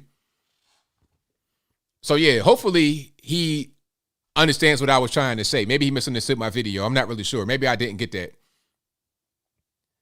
Okay, let's go to the next one here. Let's go to, all right. 281, you know line, how much speaker to? Hey, bud, Steven. All right, what's going on? I got a little bit of noise in the background. Turn the speakers down for me, please.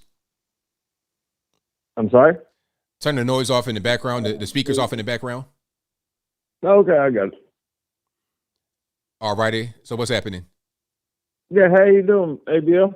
Oh, it's all good, man. Can't complain. Good deal, man. Hey, bud, calling from Southeast Texas, and I'll tell you what, the vax was insane for the last couple of years. I got a young son. He went to school, barely or he actually went to school online, and he was at the top of his class, or in the gifted classes, I guess you would say. And he did it online for a whole year. I would not let him go to school because of the mask mandate. He went back to school because they released it, or it was optional. You could have a mask on or not. So he went back to school without no mask, struggled. And it was probably, I guess, the first 6 weeks or second 6 weeks, he finally got back in the groove of it and started getting his grades way back up. So I was just saying that, man, it was such a horrible thing that they did to these kids. Yeah. I mean, it really affected, and I can't imagine how many more kids were affected because of this. Oh, yeah. Like a whole generation of kids are going to be some kind of way affected by this. And, some may be okay, but some may not, especially like the little kids, because it's going to be hard for them to adjust. Like, that's why the whole thing with Ron DeSantis and that bill to keep kids away from the transgender stuff, it makes so much sense, because you don't want to put things on children that's like that young that they really can't understand. And when they're trying to develop, it's very confusing, where you got to put masks on and you can't see somebody's face and their facial expressions. We're not sure what that's going to do to kids when they get to be older. But hopefully the kids aren't too damaged by this. But it's definitely going to be an adjustment period. I definitely agree with that. And 100% agree. 100% agree. Hey, I appreciate you taking my call, man. I just wanted to give you a shout out real quick. Well, thank you for the call. Definitely appreciate you. Thank you, bud. And somebody said it's about the embassy. No. It's much deeper than that. And, there's a lot going on. When you're in the war zone, there's a lot going on. It's not just a matter of, embassy this, embassy that. Nah. You're talking about people that got passports, but, like U.S. passports. You understand what I'm saying? It's much deeper. Trust. The overall thing was, if you're not a Ukrainian, then F you. That was what's happening over there, period. All the other stuff ain't even it. That's all. Let's get to the next call. 702, you're on the line. Who am I speaking to? Hello, 702. Is this for, put on mute, is this for Anthony Brian Logan? Yes, it is. Speaking to him right now. What's happening? Hey, Anthony, I just wanted to make a comment for those of us who are regulated to using YouTube. If you're ever in a video and you want to see the real comments, just click newest comments first. Because I'll be going to a lot of different videos. Like I was watching the Gavin Newsom thing the other day, and then it showed a lot of comments on there, but you couldn't see them. So if you click newest comments first, you can see what everybody really thinks about everything. I just wanted to put that out there. And I hope we make it these next 2 years, because it don't look like it. Hopefully we do, man, because it is getting kind of rough, man. But thank you for that tip, man. I appreciate you. All right. Thank you, Anthony. Love you, brother. Take care. Man. Take care. That's a good tip right there. Good little tech advice. See the newest comments, you'd be able to, see some of the stuff that YouTube don't want you to see. All right. Actually, I think that's going to be a wrap for me, because I'm right at the end of my show here. Yeah, if you couldn't get on tonight, I'm sorry. Please blame the white man. But that'll be a wrap for me. Thank y'all for being here. You guys are the best audience anywhere on the internets. Couldn't do it without y'all. I'll be back live again on Wednesday of next week, obviously. Remember, tonight is daylight saving time, so we lose 1 hour.